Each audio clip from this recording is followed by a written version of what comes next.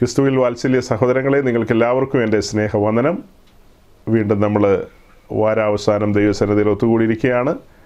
കർത്താവിൻ്റെ വചനത്തിൽ നിന്ന് ചിന്തിക്കുവാനും ധ്യാനിക്കുവാനുമായി കഴിഞ്ഞ ആഴ്ചകളിൽ നമ്മൾ സംസാരിച്ച കാര്യങ്ങളെക്കുറിച്ച് ഒരു ചെറിയ വിവരണം പറഞ്ഞ് നമുക്ക് മുൻപോട്ട് പോകാം. അതായത് കഴിഞ്ഞ ആഴ്ചയിൽ നമ്മൾ വിശുദ്ധന്മാരുടെ നടുവിലെ വിവാഹത്തെക്കുറിച്ചൊരു സൂചന പറയാനിടയായി. അതുപോലെ തന്നെ കഴിഞ്ഞ സൺഡേയിലെ മെസ്സേജിൽ ഏതാണ്ട് ഏറെക്കുറെ അങ്ങനെയുള്ള കാര്യങ്ങൾ തന്നെയാണ് കടന്നു വരാനിടയായത്. അങ്ങനെ ഒരു വിഷയത്തിലേക്ക് തന്നെ വീണ്ടും തിരിയാനുണ്ടായ സാഹചര്യം എന്ന് പറയുന്നത്, ആ ദിവസങ്ങളിൽ ആ മീറ്റിങ്ങിൽ പാപത്തെക്കുറിച്ചും നീതിയെക്കുറിച്ചും ന്യായവിധിയെക്കുറിച്ചും ഒക്കെയുള്ള ഗൗരവമായ വിഷയങ്ങൾ നമ്മൾ ചിന്തിച്ചുകൊണ്ടിരിക്കുകയായിരുന്നു. അപ്പോൾ അത് ചിന്തിച്ചുകൊണ്ടിരിക്കുന്നതിനിടയ്ക്ക് 4 സൈഡിൽ നിന്നും ചില ചോദ്യങ്ങൾ വന്നു. വിവാഹത്തോടൊക്കെയുള്ള ബന്ധത്തിൽ കൂട്ടു സഹോദരങ്ങൾ പല ചോദ്യങ്ങളും ചോദിച്ചപ്പോൾ എനിക്കതിന് മറുപടി പറയേണ്ടി വന്നു. ഓരോരുത്തരോടും മറുപടി പറയുന്നതിലും എളുപ്പം അത് പൊതുവായി ഒരു മെസ്സേജായിട്ട് പറയാം എന്ന് ധരിച്ചുകൊണ്ടാണ് കഴിഞ്ഞ ആഴ്ചയിൽ അങ്ങനത്തെ കാര്യങ്ങൾ പറയാനായിട്ട് ഉത്സാഹിച്ചത്. അത് പറയുമ്പോൾ സഹോദരങ്ങളെ ചിന്തിക്കണം, ഞാൻ വളരെ സീരിയസ് ആയിട്ടാണ് ആ കാര്യങ്ങളെ പറഞ്ഞത്. ഒത്തിരി പേരൊന്നും കേട്ടിട്ടില്ല, എന്നാലും കുറച്ച് പേരൊക്കെ കേട്ടിട്ടുണ്ട്. ആ കേട്ടവർക്ക് അതൊരു അനുഗ്രഹമായി മാറട്ടെ എന്നോർത്താണ് പറഞ്ഞത്. പല സ്ഥലങ്ങളിൽ സംഭവിക്കുന്ന കാര്യങ്ങളെയെല്ലാം മുൻനിർത്തിക്കൊണ്ട് തന്നെയാണ് ഞാൻ സംസാരിച്ചത്. പ്രത്യേകിച്ച് എവിടെയെങ്കിലും ഒരു കാര്യം ചൂണ്ടിക്കാണിച്ചല്ല, പൊതുവിൽ സംഭവിക്കുന്ന കാര്യങ്ങളെയൊക്കെ ചൂണ്ടിക്കാണിച്ചുകൊണ്ട് തന്നെയാണ് പറഞ്ഞത്. അപ്പോൾ അത് കേൾക്കുന്നവർക്ക് പിന്നത്തേതിൽ പ്രയോജനപ്പെടണം, നിശ്ചയമായും പ്രയോജനപ്പെടണം. അതായത് വിശുദ്ധന്മാരുടെ ഇടയിലുള്ള വിവാഹത്തെക്കുറിച്ച് ചിന്തിക്കുമ്പോൾ അവിടെ ശുശ്രൂഷയ്ക്ക് കടന്നു വന്നിരിക്കുന്ന ദൈവദാസന്മാർ, പിന്നീട് നിയുക്ത മണവാളനും മണവാട്ടിയും, അതുപോലെ അതിന് സാക്ഷിയാകാനായിട്ട് സന്നിഹിതരായിട്ടുള്ള കർത്താവിൻ്റെ വിശുദ്ധന്മാരെല്ലാവരും. അപ്പോൾ ഇങ്ങനെയൊരു വലിയ സദസ്സിന് നടുവിലാണല്ലോ വിവാഹം നടക്കുന്നത്. ആ വിവാഹം നടക്കുമ്പോൾ നമ്മുടെ മുമ്പിൽ എല്ലായ്പ്പോഴും യെശയ്യാവിൻ്റെ പുസ്തകം 53-ാം അധ്യായം ലൈവായിട്ടുണ്ട്. ക്രൂശ് എപ്പോഴും നമ്മുടെ കൺമുമ്പിലുണ്ട്. അതുപോലെ കഴിഞ്ഞ നാളുകളിൽ നമ്മൾ ധ്യാനിച്ചിട്ടുള്ള ചില ഭാഗങ്ങളുണ്ടല്ലോ. ഇയ്യോബിൻ്റെ പുസ്തകം 28-ൻ്റെ 5 നിന്ന് ഭൂമിയുടെ അധോഭാഗം തീ കൊണ്ടെന്ന പോലെ തുളച്ചു മറിഞ്ഞുകൊണ്ടിരിക്കുകയാണ് എന്നൊക്കെയുള്ള കാര്യം. അതുപോലെ തന്നെ മറ്റൊരു കാര്യമാണ് ഉയരത്തിലെ കോപാഗ്നി ബലിപീഠത്തിലേക്ക് വന്ന കാര്യം. അതുപോലെ തന്നെ മറ്റൊരു കാര്യമാണ് കഴുത്തൊടിക്കാനായിട്ട് പലസ്തീനായുടെ നടുവിൽ ഇങ്ങനെ അലഞ്ഞു തിരിഞ്ഞ് നടക്കുന്ന ധാരാളം കഴുതകളെ നമ്മൾ കണ്ടു. അപ്പോൾ ആ കഴുതകളൊക്കെ നമ്മുടെ കൺമുമ്പിൽ വന്ന് നിൽക്കുകയാണ്. അതുപോലെ തന്നെ 1 കൊരിന്ത്യർ ലേഖനം 1:29 നമ്മൾ വായിച്ചു. അതായത് ഒരു ജഡവും ദൈവസന്നിധിയിൽ പ്രശംസിക്കാനായിട്ട് ദൈവം അനുവദിക്കില്ല. അതിൻ്റെ തൊട്ടു താഴെയുള്ള വാക്യം, അതായത് ചാപ്റ്റർ 1 വേഴ്സ് 30, ആ 30-ാം വാക്യത്തിൽ നമ്മൾ കാണുന്നത് വിവിധങ്ങളായ കാര്യങ്ങളാണ്. അതിനെല്ലാം ചേർത്ത് നമ്മൾ ഒറ്റ വാക്കിൽ പറയും. അവിടെ നമ്മൾ കാണുന്ന ഒരു ബലിപീഠമാണ്, അഥവാ ഒരു ഓൾട്ടറാണ്. ആ ബലിപീഠത്തിലേക്ക് നമ്മൾ നോക്കുമ്പോൾ നമ്മൾ കാണുന്നത് നമ്മുടെ വീണ്ടെടുപ്പിനായി നമ്മുടെ കർത്താവായ യേശു ക്രിസ്തു അനുഭവിച്ച പങ്കപ്പാടുകൾ. അവൻ നമ്മുടെ ശുദ്ധീകരണം, അവൻ നമ്മുടെ പരിജ്ഞാനം, അവൻ നമ്മുടെ വീണ്ടെടുപ്പ്, അങ്ങനെ എന്ന് വേണ്ട എല്ലാ കാര്യങ്ങളും ആ വാക്യത്തിലുണ്ട്. 1 കൊരിന്ത്യർ 1:29 തൊട്ട് ചേർന്ന് കാണുന്ന കാര്യമാണ് ഇപ്പം ഞാൻ പറഞ്ഞത്. 29 പറഞ്ഞത് ഒരു ജഡവും ദൈവസന്നിധിയിൽ പ്രശംസിക്കുവാൻ സാധ്യമല്ല. അതൊക്കെ വളരെ സീരിയസ് ആയിട്ട് ചിന്തിക്കുകയും ധ്യാനിക്കുകയും പ്രസംഗിക്കുകയും പഠിപ്പിക്കുകയും ചെയ്യണം. അതൊക്കെ പഠിപ്പിക്കുമ്പോഴാണ് ഗലാത്യർ 6:14 കൺമുമ്പിൽ വരുന്നത്. അതായത് എൻ്റെ പ്രശംസ എന്ന് പറയുന്നത് കർത്താവ് യേശു ക്രിസ്തുവിൻ്റെ ക്രൂശിൽ മാത്രമാണെന്നൊരു ഭക്തൻ പറയുകയാണ്. എന്നിട്ട് ചേർത്ത് പറയുകയാണ്, അവനാൽ ഞാൻ ലോകം എനിക്ക് ക്രൂശിക്കപ്പെട്ടിരിക്കുന്നു. ഇങ്ങനെയൊക്കെ കാര്യങ്ങൾ നിൽക്കുമ്പോൾ നോക്കണം, ഗലാത്യർ 6:14, ഇപ്പോൾ ഞാൻ പറഞ്ഞ 1 കൊരിന്ത്യർ ലേഖനം 1:29-30 ഇത്യാദി വാക്യങ്ങളൊക്കെ ഏത് മണവാട്ടിയുടെയും കാതിലൂടെ കയറിപ്പോവും. ഏത് മണവാളൻ്റെയും കയറാതിരിക്കേണ്ട ആവശ്യമില്ലല്ലോ. അതായത് ദൈവത്തിൻ്റെ അഭിഷിക്തന്മാർ ഇങ്ങനെയുള്ള കാര്യങ്ങളൊക്കെ പ്രസംഗിക്കുകയും പഠിപ്പിക്കുകയും പറയുകയൊക്കെ ചെയ്തിട്ടുണ്ടെങ്കിൽ നിശ്ചയമായും ഈ കാര്യങ്ങളെയൊക്കെ തിരിച്ചറിയണം. അതിനനുസരിച്ചായിരിക്കണം ജീവിതത്തിലെ മുൻപോട്ടുള്ള എല്ലാ കാര്യങ്ങളും. ചില പ്രിയപ്പെട്ടവരൊക്കെ വാദിക്കുന്നൊരു വിഷയമാണ് വ്യക്തി സ്വാതന്ത്ര്യത്തിൽ കൈവയ്ക്കാൻ പാടില്ലെന്ന്. ആര് പറഞ്ഞു വ്യക്തി സ്വാതന്ത്ര്യത്തിൽ കൈവയ്ക്കാൻ വരുന്നു? നമ്മൾ ആരുടെയെങ്കിലും വ്യക്തി സ്വാതന്ത്ര്യത്തിൽ കൈവയ്ക്കാൻ വരുന്നുണ്ടോ? പക്ഷെ വിശുദ്ധ തിരുവെഴുത്ത് ഇങ്ങനെയാണ് പറയുന്നത്. ദൈവത്തിൻ്റെ സന്നിധിയിൽ ഒരു കാര്യം ചെയ്യുമ്പോൾ വിശുദ്ധന്മാർ ഈ കാര്യങ്ങൾ തിരിച്ചറിയണം എന്നൊക്കെ നമ്മൾ പറയും. അതിനാണ് അപ്പോസ്തല പ്രവൃത്തി 20:31 വായിച്ചത്. ഇതെല്ലാം നോട്ട് ചെയ്തോളണം കേട്ടോ, സീരിയസ് ആയ കാര്യം ഓടിച്ചു പറയുക. അപ്പോസ്തല പ്രവൃത്തി 20:31, അതായത് പൗലോസ് എഫെസോസിൽ വന്ന് അവർക്ക് ബുദ്ധിയുപദേശം കൊടുത്ത കാര്യമാണ്. രാപ്പകലെന്നിയെ അവർക്ക് ബുദ്ധിയുപദേശം കൊടുത്തു, കണ്ണുനീർ വാർത്തുകൊണ്ട് അവർക്ക് ബുദ്ധിയുപദേശം കൊടുത്തു. അങ്ങനെ ചെയ്തൊരു മനുഷ്യനാണ് പൗലോസ്. അപ്പോൾ ഈ ബുദ്ധിയുപദേശങ്ങളൊക്കെ എന്തിനാ? ഈ തിരുവെഴുത്തുകളൊക്കെ നമ്മുടെ മുമ്പിൽ എന്തിനാണ് തുറക്കുന്നത്? നിങ്ങൾ എത്ര കോടീശ്വരന്മാരായിക്കോട്ടെ, അമേരിക്കയിലെ വൈറ്റ് ഹൗസ് സ്വന്തമായിട്ട് മേടിക്കാൻ ശേഷിയുള്ള ആൾക്കാരായിക്കോട്ടെ, നോ പ്രോബ്ലം. പക്ഷേ അത്യുന്നതനായ ദൈവത്തിൻ്റെ സന്നിധി വരുമ്പോൾ അതൊന്നും വില പോവില്ല. നിങ്ങളുടെ ധനമാഹാത്മ്യമോ നിങ്ങളുടെ പ്രതാപങ്ങളോ നിങ്ങൾ ആരും ആയിക്കൊള്ളട്ടെ അതൊന്നും ദൈവസന്നിധിയിൽ വില പോവില്ലെന്നുള്ളത് തീർത്ത് ഞാനങ്ങ് പറയുകയാണ് ഒരു ദൈവത്തിൻ്റെ ദാസൻ എന്ന നിലയിൽ. അതുകൊണ്ട് മേലാൽ സഹോദരങ്ങളെ, നമ്മൾ നമ്മുടെ തലമുറകളുമായിട്ട് വിവാഹ ശുശ്രൂഷയോടൊക്കെയുള്ള ബന്ധത്തിൽ ദൈവസന്നിധിയിൽ വരുമ്പോൾ എല്ലാ നിലയിലും യോഗ്യമായിരിക്കണം. എല്ലാ നിലയിലും മറ്റുള്ളവരെ കൊണ്ട് എന്ന് പറയിപ്പിക്കരുത്, അല്ലെങ്കിൽ അടക്കം പറയാനൊന്നും അവസരം കൊടുക്കരുതേ. ഒരു കാര്യവും അടക്കം പറയാനായിട്ട് ശേഷം അവസരം കൊടുക്കരുത്. എൻ്റെ വ്യക്തിപരമായ കാര്യത്തിലെല്ലാം ഞാനത് ശ്രദ്ധിക്കുന്നയാളാണ്, വളരെ ശ്രദ്ധിക്കുന്നയാളാണ്. പക്ഷേ പാളിച്ചകൾ വരില്ലേ എന്ന് ചോദിച്ചാൽ പാളിച്ചകളൊക്കെ വരാം. പാളിച്ചകൾ വരുന്നതും അറിഞ്ഞുകൊണ്ട് ചെയ്യുന്നതും ഡെലിബറേറ്റ്ലി ഓരോരോ കാര്യങ്ങളിലേക്ക് ചുവടുവെക്കുന്നതുമൊക്കെ അപകടകരമായ കാര്യമാണ്. അപ്പോൾ അതുകൊണ്ട് വിവാഹ സംബന്ധമായ കാര്യങ്ങൾ പറഞ്ഞപ്പോൾ ചിലർക്കൊക്കെ ഒരു ചിന്ത വന്നു, പെന്തിക്കോസുകാരുടെ ഇടയിലുള്ള വിവാഹങ്ങളൊക്കെ ഇങ്ങനെയൊക്കെയാണോ എന്ന്. ഒരു ശുശ്രൂഷകൻ എന്ന നിലയിൽ എനിക്ക് പ്രിയപ്പെട്ടവരെ ബുദ്ധി ഉപദേശിക്കേണ്ടതുള്ളത് കൊണ്ടാണ് ഞാൻ അങ്ങനെയുള്ള ടോപ്പിക്കുകൾ എടുത്തതും പറഞ്ഞതും. അതെന്തെങ്കിലുമൊക്കെ കാരണങ്ങൾ കാണുമെന്ന് നിങ്ങൾ വിചാരിക്കുക. എന്തെങ്കിലും അനുഭവങ്ങളോ കാരണങ്ങളോ ഒക്കെ ഉണ്ടാവും, അല്ലാതെ ചുമ്മാ ഒന്നും പറയില്ലല്ലോ. അങ്ങനെയൊക്കെ പറയുമ്പോൾ തന്നെ മനസ്സിലാക്കേണ്ടത്, ഇന്ന് ക്രൈസ്തവ ലോകം എന്ന് പറയുന്നത് വളരെ വിശാലമായൊരു ലോകമാണ്. അതിൽ തന്നെ പല കൂട്ടങ്ങളുണ്ട്. അതിൽ എന്തെങ്കിലും ദൈവജനത്തോട് നീതി പുലർത്തുന്ന, ദൈവത്തെ ഭയപ്പെടുന്നൊരു കൂട്ടമുണ്ടെങ്കിൽ പെന്തക്കോസ്തുകാർ മാത്രമേ ഉള്ളൂ എന്നാണ് എൻ്റെ ഒരു ചിന്ത. ഇപ്പോൾ ബാക്കിയുള്ളവർ വടിയും കോലുമായിട്ട് വരരുത്. പെന്തക്കോസ്തുകാരുടെ ഇടയിൽ കുഴപ്പങ്ങളില്ലേ എന്നൊക്കെ ചോദിച്ചു കഴിഞ്ഞാൽ ഉണ്ടല്ലോ. അതല്ലേ ഞാൻ ചില സൂചനകൾ കഴിഞ്ഞ ദിവസം 2 മെസ്സേജുകളിലൂടെ പറഞ്ഞത്. അതുകൊണ്ടാണല്ലോ കഴിഞ്ഞ ആഴ്ച 2 മെസ്സേജിലൂടെ ഞാനിത് പറഞ്ഞത്. 2 മെസ്സേജ് മാത്രമല്ലെന്നേ, കഴിഞ്ഞ 1 വർഷമോ 1.5 വർഷമോ പിന്നിൽ വിവാഹ സംബന്ധമായ ഒത്തിരി മെസ്സേജുകൾ പറഞ്ഞിട്ടുണ്ട്. അതൊക്കെ യൂട്യൂബിലുണ്ട്. അവിടെയൊക്കെ ഞാനിവ കാര്യങ്ങൾ തുറന്ന് പറഞ്ഞിട്ടുണ്ട്, സമ്മതിച്ചിട്ടുണ്ട്, തോൽവിയാണെന്ന് തന്നെ സമ്മതിച്ചിട്ടുണ്ട്. എന്നാൽ ദൈവത്തെ ഭയപ്പെടുന്ന ഭക്തന്മാരുടെ ഒരു ഗണം ഞാൻ കണ്ടിട്ടുണ്ട് ഇതിനകത്ത്. മാതാപിതാക്കളും മക്കളും ഒക്കെയായിട്ട് വിവാഹവേദിയിലേക്ക് വരുമ്പോൾ ദൈവത്തെ ഭയപ്പെടുന്ന ദൈവത്തിൻ്റെ ദാസന്മാരുടെ നടുവിൽ ദൈവ സാന്നിധ്യം ഇറങ്ങി നിൽക്കുമ്പോൾ ദൂതന്മാരെ സാക്ഷി വെച്ചുകൊണ്ട് നടത്തുന്ന വിവാഹങ്ങളും ഞാൻ കണ്ടിട്ടുണ്ട്. ഞാനതൊക്കെ അനുഭവിച്ചിട്ടുമുണ്ട്, അങ്ങനെയുള്ള കാര്യങ്ങളിൽ ബന്ധപ്പെട്ടിട്ടുണ്ട്. അതുകൊണ്ട് ഞാൻ ഒരിക്കലും ഈ ഒരു സമൂഹത്തിന് നടുവിലുള്ള വിവാഹം മുഴുവൻ ഇങ്ങനെയാണെന്നല്ല പറഞ്ഞത്. അങ്ങനെ ആരോ തെറ്റിദ്ധരിച്ചിട്ടുണ്ടെന്ന് എനിക്ക് തോന്നുന്നു. അതുകൊണ്ട് ഞാനൊരു തിരുത്ത് തരികയാണ്. അങ്ങനെയൊന്നും അല്ല പറഞ്ഞത്. മറ്റ് പല കൂട്ടങ്ങളുടെ നടുവിലും കാണുന്ന പല കാര്യങ്ങളും നമ്മുടെ പ്രിയപ്പെട്ടവർ അനുകരിക്കാൻ ശ്രമിക്കുന്നുണ്ട്.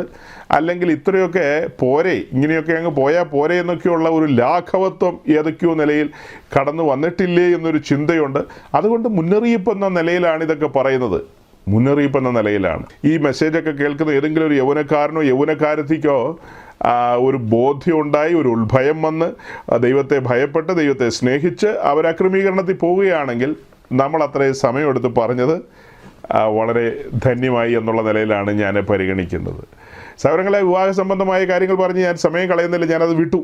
നമ്മൾ നേരെ മുൻപോട്ട് പോവുകയാണ്. അടുത്തൊരു കാര്യം പറയാനുള്ളത്, കഴിഞ്ഞ ആഴ്ചത്തെ മെസ്സേജിൻ്റെ ഏറ്റവും ഒടുവിലേക്ക് വന്നു കഴിഞ്ഞപ്പോൾ നമ്മൾ രാജാക്കന്മാരുടെ പുസ്തകവും ദിനവൃത്താന്ത പുസ്തകവും മുൻനിർത്തിക്കൊണ്ട് ഹിസ്കിയ രാജാവിനെ മുൻപിൽ കൊണ്ടുവന്നു. ഹിസ്കിയ രാജാവിനെ മുൻപിൽ കൊണ്ടുവന്ന് പല കാര്യങ്ങളും പറഞ്ഞു. ശരിക്കും അത് സമയമെടുത്ത് വിസ്തരിച്ച് പറയേണ്ട ഒരു വിഷയമാണ്. എങ്കിലും ഞാൻ ആ ചാപ്റ്ററുകളൊക്കെ നിങ്ങളുടെ മുമ്പിലേക്ക് തുറന്നു തന്നിട്ട് നിങ്ങൾ സമയം പോലെ അതൊക്കെ ധ്യാനിക്കുക എന്ന് പറഞ്ഞു. 2 രാജാക്കന്മാരുടെ പുസ്തകം 18-ാം അധ്യായത്തിൻ്റെ 1 മുതൽ ഏതാണ്ട് ഒരു 7 വരെയുള്ള വാക്യങ്ങൾ, സൗരങ്ങളെ വളരെ സീരിയസ് ആയ വാക്യങ്ങളാണ്. നിങ്ങൾ ആ വാക്യങ്ങൾ നോട്ട് ചെയ്യണം. ആ വാക്യങ്ങൾ നോട്ട് ചെയ്ത് അതിലെ ഓരോ വരികളും വാക്കുകളും പെറുക്കി പെറുക്കി പുറത്തെടുത്ത് ധ്യാനിക്കുകയും ചിന്തിക്കുകയും ചെയ്യണം. എന്നിട്ട് ഈ കാലഘട്ടത്തിലെ ശുശ്രൂഷകന്മാരും വിശുദ്ധന്മാരും സകലരെയും കൂട്ടിയാണ് പറയുന്നത്. ഒന്നാമത് ദൈവദാസന്മാരുടെ കാര്യം പറഞ്ഞെന്ന് മാത്രമേ ഉള്ളൂ. അതുകൊണ്ട് ബാക്കിയുള്ളവർക്ക് എക്സ്ക്യൂസ് ഉണ്ടെന്നുള്ളതല്ല, എല്ലാവരും അതിനകത്ത് ഉൾക്കൊള്ളുകയാണ്. അപ്പോൾ എല്ലാവരും ഈ ഹിസ്കിയാവ് എങ്ങനെയാണ് ദൈവത്തോടുള്ള രീതിയിൽ ബന്ധപ്പെട്ട് മുൻപോട്ട് പോയതെന്നുള്ളത് തിരിച്ചറിയേണ്ടതുണ്ട്. വലിയൊരു കാര്യം നമ്മൾ അവിടെ ചിന്തിച്ചു. അതായത് മോശയുടെ കാലത്ത് ഉണ്ടാക്കിയ ഒരു പിച്ചള സർപ്പം. ആ പിച്ചള സർപ്പത്തിൻ്റെ കാര്യം നമ്മൾ കാണുന്നത് സംഖ്യാപുസ്തകം 21-ാം അധ്യായത്തിലാണ്. അതൊക്കെ നമ്മൾ വായിച്ചതാണ്. അതുകൊണ്ട് ഞാൻ പറഞ്ഞങ്ങ് വിടുകയാണ്.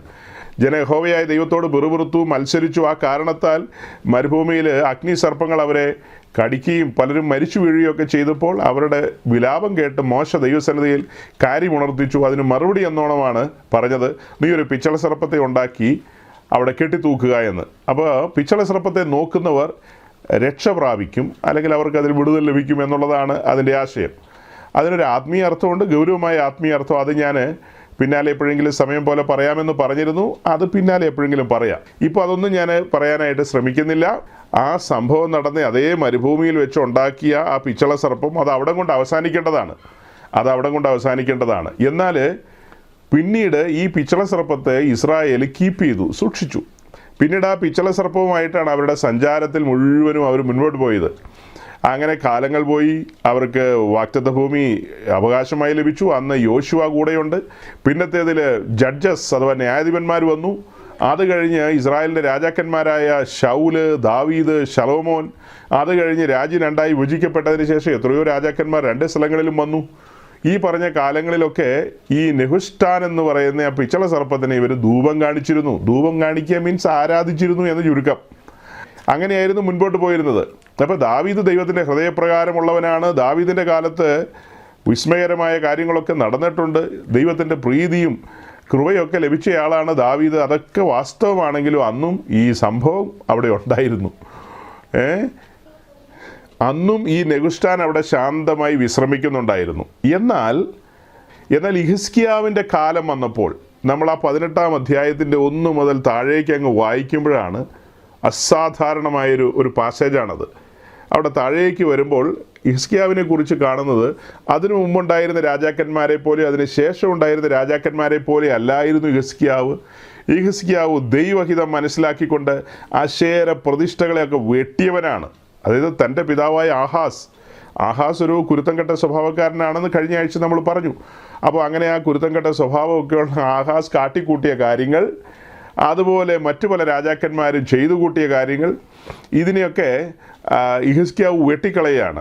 അതുപോലെ തന്നെ തനിക്ക് വെളിപ്പെട്ട് കിട്ടിയ ബോധ്യമാണ് ഇസ്രായേൽ ജനം അഥവാ യഹൂദാ ജനം നെഹുഷ്ഠാനെ ആരാധിക്കുന്നു, അതിന് ധൂപം കാണിക്കുന്നു എന്നുള്ള കാര്യം. അതുകൊണ്ട് നെഹുഷ്ഠാനെ താനെ ഉടച്ചു കളയാണ്. കാലങ്ങളായി ജനം സൗകര്യപ്രദമായ നിലയിൽ ഇച്ചിരി ധൂപമൊക്കെ കാണിച്ച് പോയിക്കൊണ്ടിരുന്നതാണ്.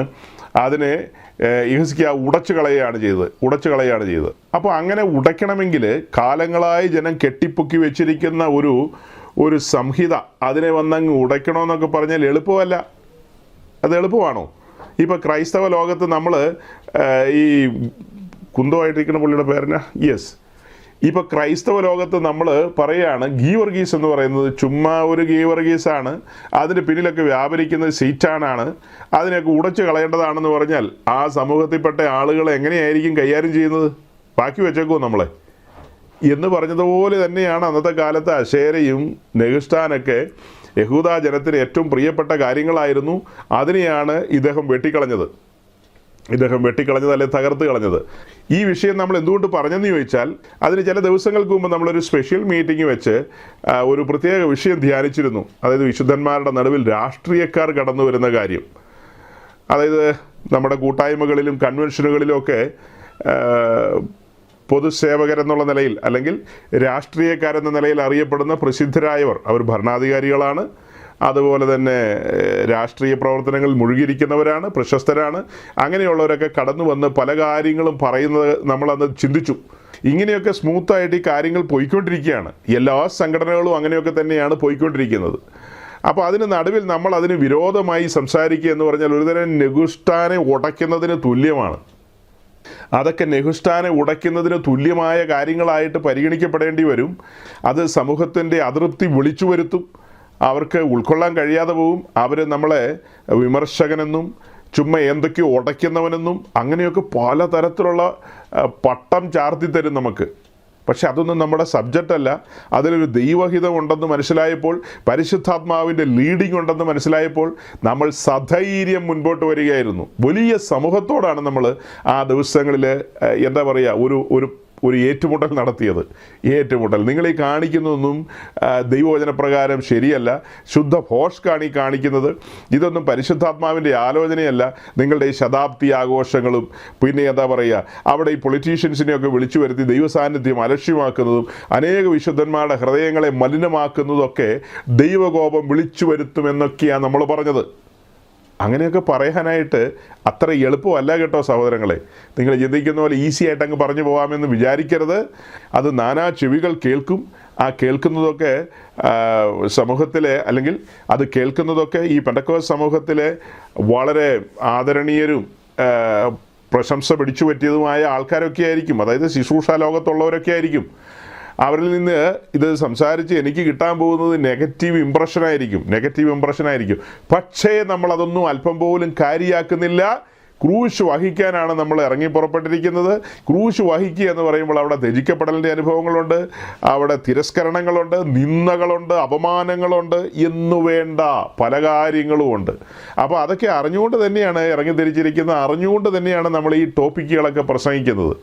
ഓക്കെ, അപ്പോൾ നെഹുഷ്ഠാനെ ഉടച്ച കാര്യമൊക്കെ നമ്മൾ പറഞ്ഞെങ്കിലും പിന്നീട് പല സ്ഥലങ്ങളിൽ നിന്ന് ചില ചോദ്യങ്ങൾ വന്നു. സഹോദരങ്ങളെ, ഞാൻ അവിടെ കൊണ്ട് പ്രസംഗം അവസാനിപ്പിച്ചു. ഞാൻ അത് കഴിഞ്ഞിട്ടുള്ള യെഹിസ്കിയാവിൻ്റെ ജീവിതമോ മറ്റ് കാര്യങ്ങളോ ഒന്നും പിന്നീട് പറയാനായിട്ട് പരിശ്രമിച്ചില്ല. എൻ്റെ ടോപ്പിക് എന്ന് പറയുന്നത്, അതായത് ഈ കല്യാണത്തിൻ്റെ കാര്യം തൊട്ട് മുമ്പ് പറഞ്ഞല്ലോ, അതിനോട് ചേർത്ത് ഒരു വാക്കോടെ പറയേണ്ടതുണ്ടായിരുന്നു. എന്തുകൊണ്ട് നമ്മൾ ഈ കഴിഞ്ഞ ആഴ്ചയിൽ വിവാഹ സംബന്ധമായ 1-2 മെസ്സേജുകൾ പറഞ്ഞെന്ന് ചോദിച്ചാൽ, അവിടെ വിവാഹം മാത്രമല്ല നമ്മൾ പറഞ്ഞത്. ഒരുപക്ഷെ നിങ്ങൾ അങ്ങനെയായിരിക്കും ശ്രദ്ധിച്ചത്. വിവാഹ സംബന്ധമായ നടത്തിപ്പുമായി ബന്ധപ്പെട്ട് ആളുകളുടെ പ്രകടനങ്ങളെക്കുറിച്ചൊക്കെ ഞാൻ പറഞ്ഞു എന്ന് നിങ്ങൾ ധരിക്കുന്നത്. പക്ഷെ അങ്ങനെയല്ല. അവിടെ ഒളിഞ്ഞിരിക്കുന്ന ഗൗരവമായൊരു വിഷയം നമ്മൾ അവതരിപ്പിച്ചു. ഗൗരവമായൊരു വിഷയം. അതായത് ഈ തലമുറയിലെ ശുശ്രൂഷകരിൽ ബഹുഭൂരിപക്ഷം പേർക്കും അവരുടെ ശുശ്രൂഷയിൽ അവരെ ഏൽപ്പിച്ചിരിക്കുന്ന ആട്ടിൻകൂട്ടത്തിൻ്റെ മേൽ വ്യക്തമായ മേധാവിത്വമില്ല. അവർക്ക് കൃത്യമായി അവരെ കൺട്രോൾ ചെയ്യാൻ പറ്റുന്നില്ല എന്ന ഒരു ദുഃഖകരമായ കാര്യം നമ്മൾ കണ്ടെത്തുകയുണ്ടായി. അത് നിങ്ങൾ എത്ര പേർ ശ്രദ്ധിച്ചെന്ന് എനിക്കറിയില്ല. ഈ കാലങ്ങളിൽ ശുശ്രൂഷകരെ ജനത്തിൻ്റെ ഇഷ്ടത്തിന് അവരെ കെട്ടഴിച്ചു വിട്ടിരിക്കുകയാണ്. അതായത് ശുശ്രൂഷകർ മനഃപൂർവ്വം ഒരു മുടിഞ്ഞു പോട്ടെ എന്നോർത്ത് വിട്ടതല്ല. അതായത് ജനമെന്ന് പറയുന്ന വിശ്വാസി സമൂഹം, അവർ പറഞ്ഞാൽ അനുസരിക്കില്ല. അവർ പല കാര്യങ്ങളും പറയുന്നത്, ഇന്ന അച്ചായൻ ഇങ്ങനെ പറഞ്ഞു, അമ്മാച്ചൻ ഇങ്ങനെ പറഞ്ഞു, പിന്നെ വലതുകാല് വെച്ച് കയറണമെന്ന് ചിറ്റപ്പൻ പറഞ്ഞു, പിന്നെ ചാടി കയറണമെന്ന് പേരപ്പൻ പറഞ്ഞു, അങ്ങനെ മാവി ഇങ്ങനെ പറഞ്ഞു, മറ്റവൻ ഇങ്ങനെ പറഞ്ഞു, മറിച്ചവൻ ഇങ്ങനെ പറഞ്ഞു, ഓരോരോ കാര്യങ്ങളായിട്ടാണ് വരുന്നത്. പിന്നെ വീട്ടിൽ കയറുന്ന സമയത്ത് ഇന്നതുപോലെ അങ്ങോട്ട് കൊടുക്കണം, അപ്പോൾ അവിടെ നിന്ന് ചിലത് ഇങ്ങോട്ട് തരും. അതൊക്കെ വളരെ പുരാതനമായി പാരമ്പര്യമായി പാലിച്ചു പോകുന്നതൊക്കെയാണ് എന്നൊക്കെയാണ് പറയുന്നത്. ഇതിനെയൊക്കെ നിയന്ത്രിക്കാൻ പാകത്തിന് കൺട്രോൾ ചെയ്യാൻ പറ്റാത്ത നിലയിൽ ഞാൻ ഉൾപ്പെടുന്ന ശുശ്രൂഷാ സമൂഹം പരാജയപ്പെട്ട് നിൽക്കുന്ന ഒരു കാഴ്ചയും കൂടി ആ മെസ്സേജിലുണ്ട് കേട്ടോ. ഞാൻ ഉൾപ്പെട്ട് നിൽക്കുന്ന, ഞാൻ ആരെയും കുറ്റപ്പെടുത്തിയല്ല, ഞാൻ ഉൾപ്പെടെയുള്ള ശുശ്രൂഷാ വൃന്ദങ്ങൾ ഈ വക കാര്യങ്ങളിൽ എന്താ പറയുക, ഒരുതരം പരാജയമായിട്ട് എനിക്ക് മനസ്സിലാകുന്നത്. അതല്ലെങ്കിൽ കാര്യങ്ങൾ വരച്ചവരെ നിർത്തണം. അപ്പോൾ ഇവർ അവിടെ ചാടുമെന്ന് പറഞ്ഞാൽ അവിടെയും വരച്ചവരെ നിർത്തണം. അപ്പോൾ ഒന്നോടെ ചാടുമെന്ന് പറഞ്ഞാൽ അവിടെ അങ്ങനെ തന്നെ ആയിരിക്കണം. ഓക്കെ, നമുക്ക് കത്തോലിക്ക പള്ളി വെച്ച് കെട്ടിക്കാം, അല്ലെ ഓർത്തഡോക്സ് പള്ളി വെച്ച് കെട്ടിക്കാം എന്നൊരു നിലയിലേക്ക് വരണം. ഈ പെന്തക്കോസുകാരെല്ലാം മോളെയും മോനെയും കൊണ്ട് ഓർത്തഡോക്സ് പള്ളിയിലേക്ക് പോകണം, അല്ലെ കത്തോലിക്ക പള്ളിയിൽ പോയി അവിടെ കെട്ടണം. എന്നിട്ട് അവിടുത്തെ ഓഡിറ്റോറിയത്തിൽ കൂത്തരങ്ങ് നടത്തണം. അല്ലാതെ വേർപെട്ടവരുടെ നടുവിൽ അതിനൊന്നും ശുശ്രൂഷകന്മാർ വഴങ്ങി കൊടുക്കരുത്. ഈ വിശുദ്ധ തിരുവെഴുത്ത് കയ്യിലിരിക്കുകയല്ലേ, പിന്നെ എന്തിനാ വഴങ്ങുന്നത്? അശേഷം വഴങ്ങി കൊടുക്കരുത്. അതിന് തുല്യമായ നിലയിലുള്ള വാക്യങ്ങൾ നമ്മുടെ മുമ്പിലുണ്ടല്ലോ. അപ്പോസ്തലന്മാരാരെങ്കിലും വഴങ്ങി കൊടുത്തവരായിരുന്നോ? അവരൊന്നും വഴങ്ങി കൊടുത്തില്ല. ഈ നാഴിക വരെ പൗലോസ് പലയിടത്തും പറയുന്നില്ലേ? ആ വാക്യം ഒന്ന് വായിച്ചുകൊണ്ട് നമുക്ക് മുൻപോട്ട് വരാം. 2 ദിനവൃത്താന്തം 32-ാം അധ്യായത്തിലേക്ക് വരുന്നതിന് മുൻപ് ഗലാത്യ ലേഖനം 2:5 വായിക്കാം. ഇവിടെ നമ്മൾ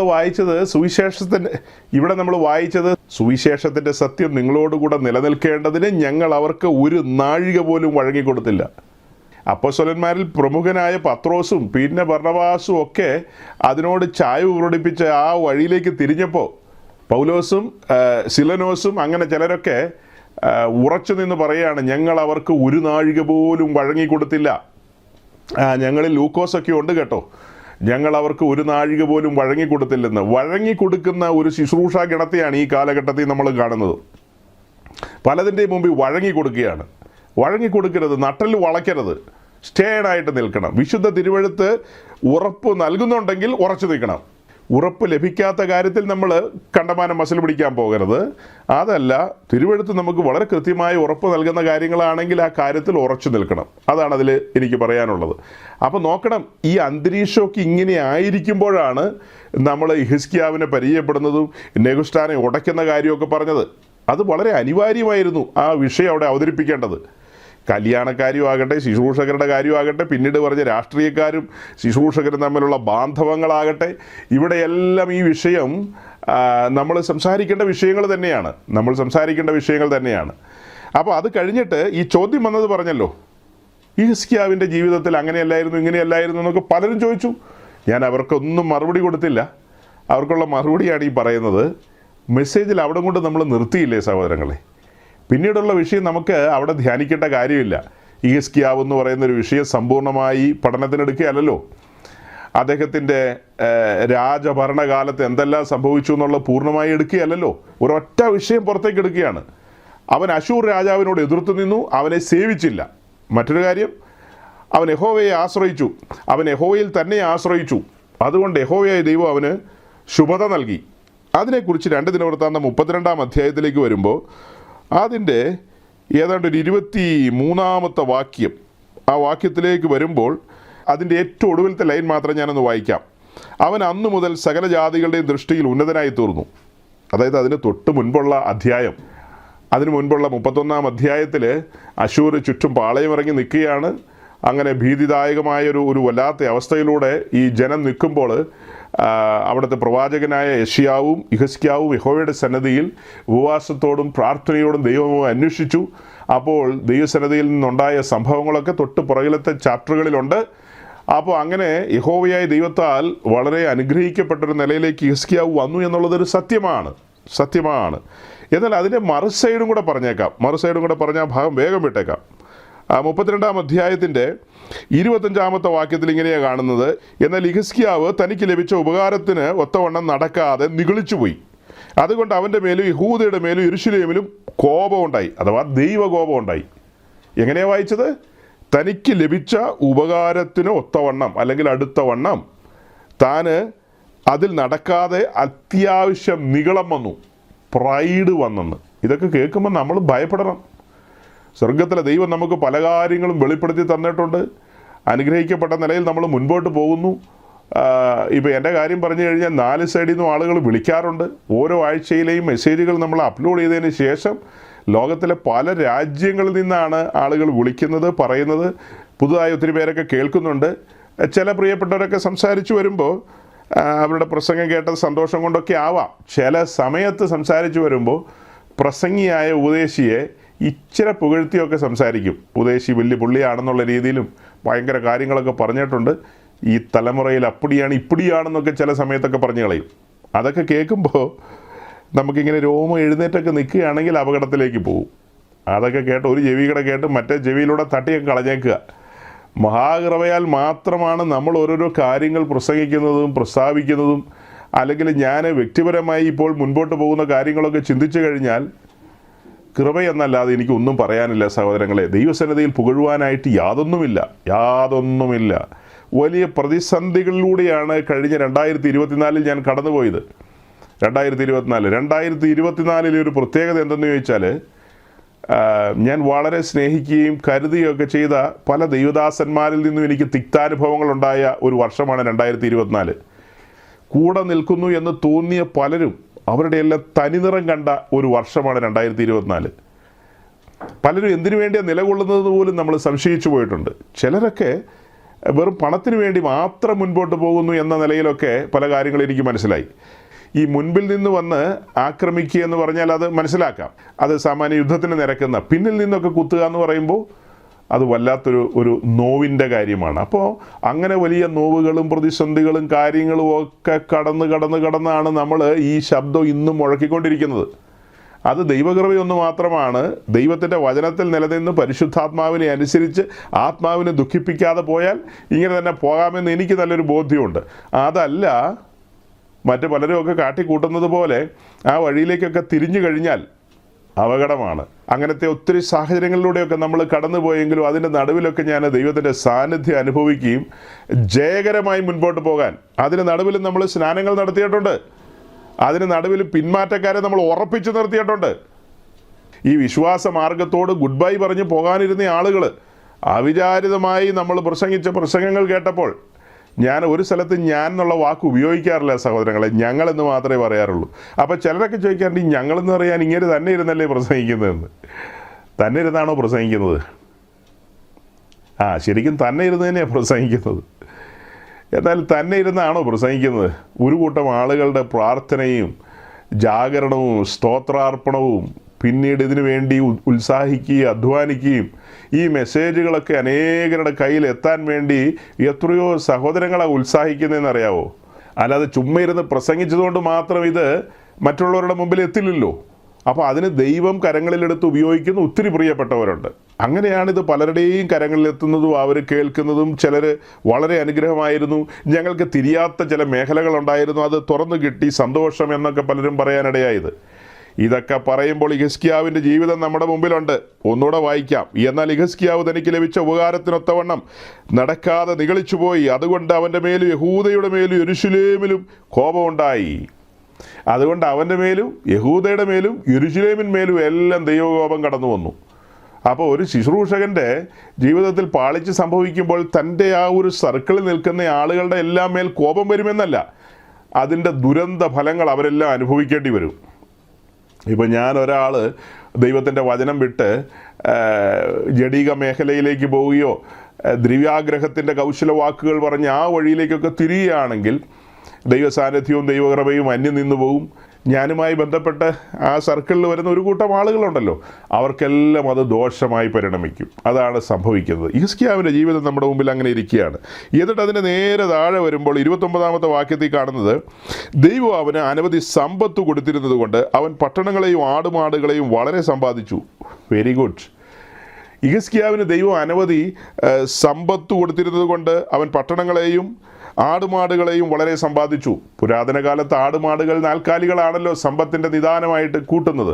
അപ്പോൾ ഇങ്ങനെയുള്ള കാര്യങ്ങളും പട്ടണങ്ങളും ഇതൊക്കെ തൻ്റെ അധികാര പരിധിയിലേക്ക് വരികയാണ്.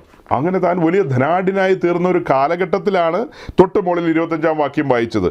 തനിക്ക് ലഭിക്കപ്പെട്ട ഈ കാര്യങ്ങളിൽ താൻ നിലനിൽക്കാതെ ഇതെല്ലാം മറന്നിട്ട്, വഴിയെല്ലാം മറന്നെന്ന്, എവിടെന്നാ വന്നത്, ഇപ്പോൾ ഈ നിൽക്കുന്ന ഈ ഉന്നതമായ അവസ്ഥയൊക്കെ കൃപയാലാണെന്ന് തിരിച്ചറിയാതെ അത്യാവശ്യം ഉള്ളിൻ്റെ ഉള്ളിൽ ചില കാര്യങ്ങൾ പൊന്തി വന്നു. നമ്മൾ പറയുമ്പോൾ ഒരു ആത്മീയമായൊരു അഹങ്കാരം, ഒരു സ്പിരിച്വൽ പ്രൈഡ് നമ്മുടെ ജീവിതത്തിൽ സംഭവിക്കാം. അവിടെ എപ്പോഴും കെയർഫുള്ളായിരിക്കണം. ഞാൻ ഈ പറഞ്ഞു വന്ന കാര്യങ്ങൾ ഇവിടെ തീരുന്നില്ല.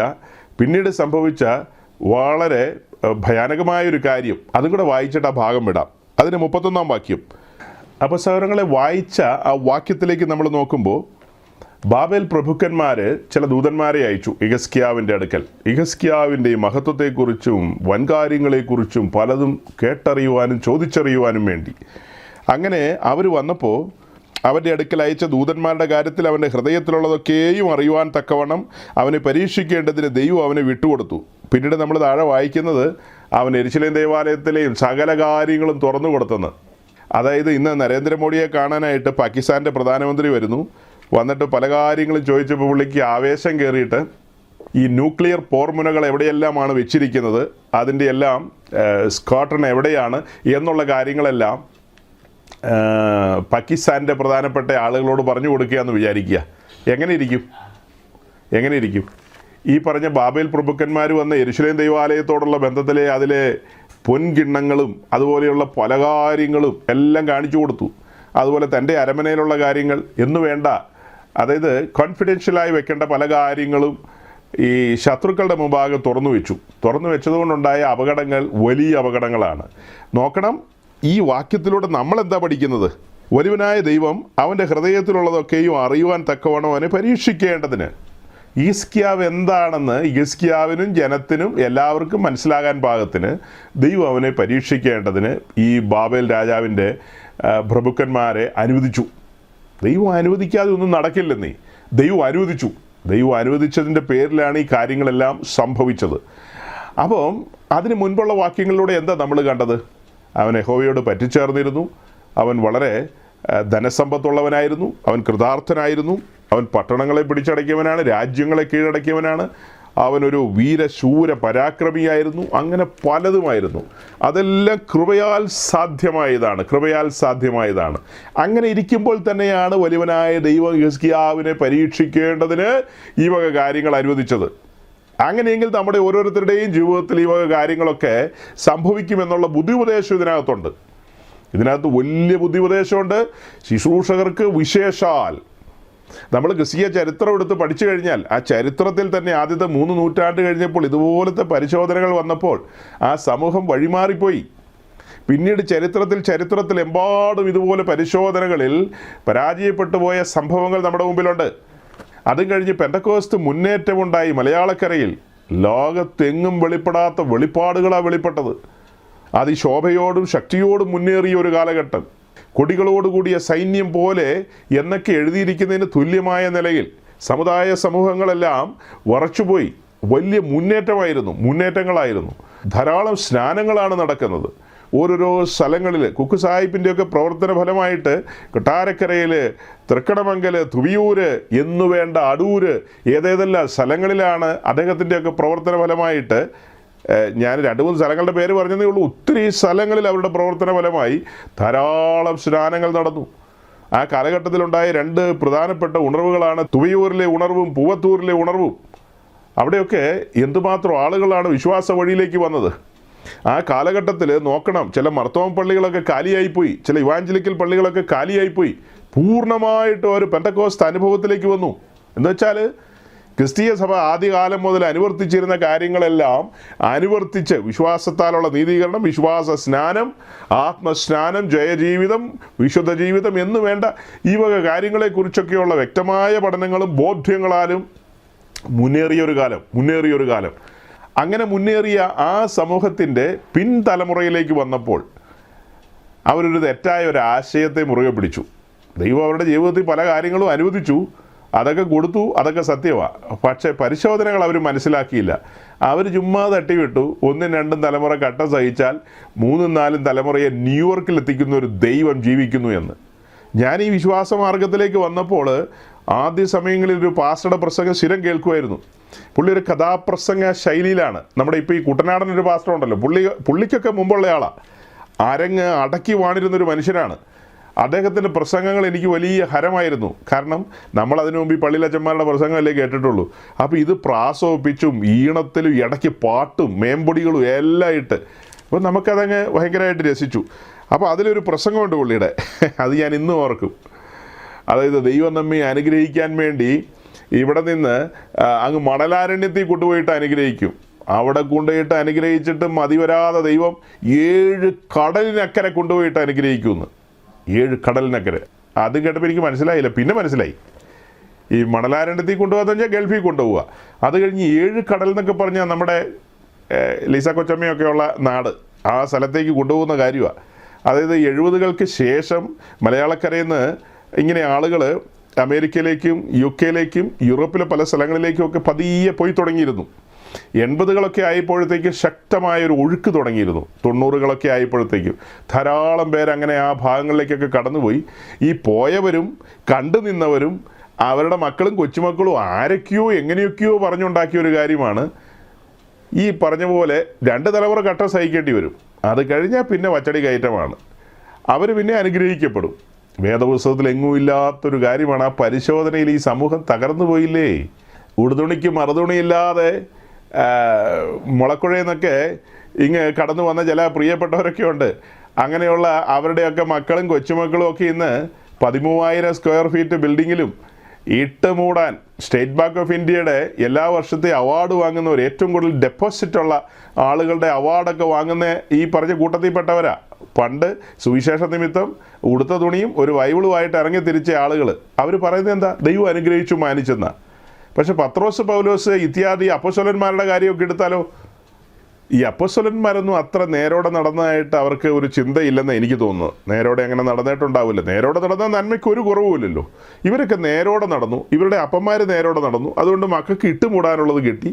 പിന്നെ ഗ്രീൻ കാർഡും കിട്ടി, പോരാത്തതിന് ഗ്രീൻ കാർഡും കിട്ടി.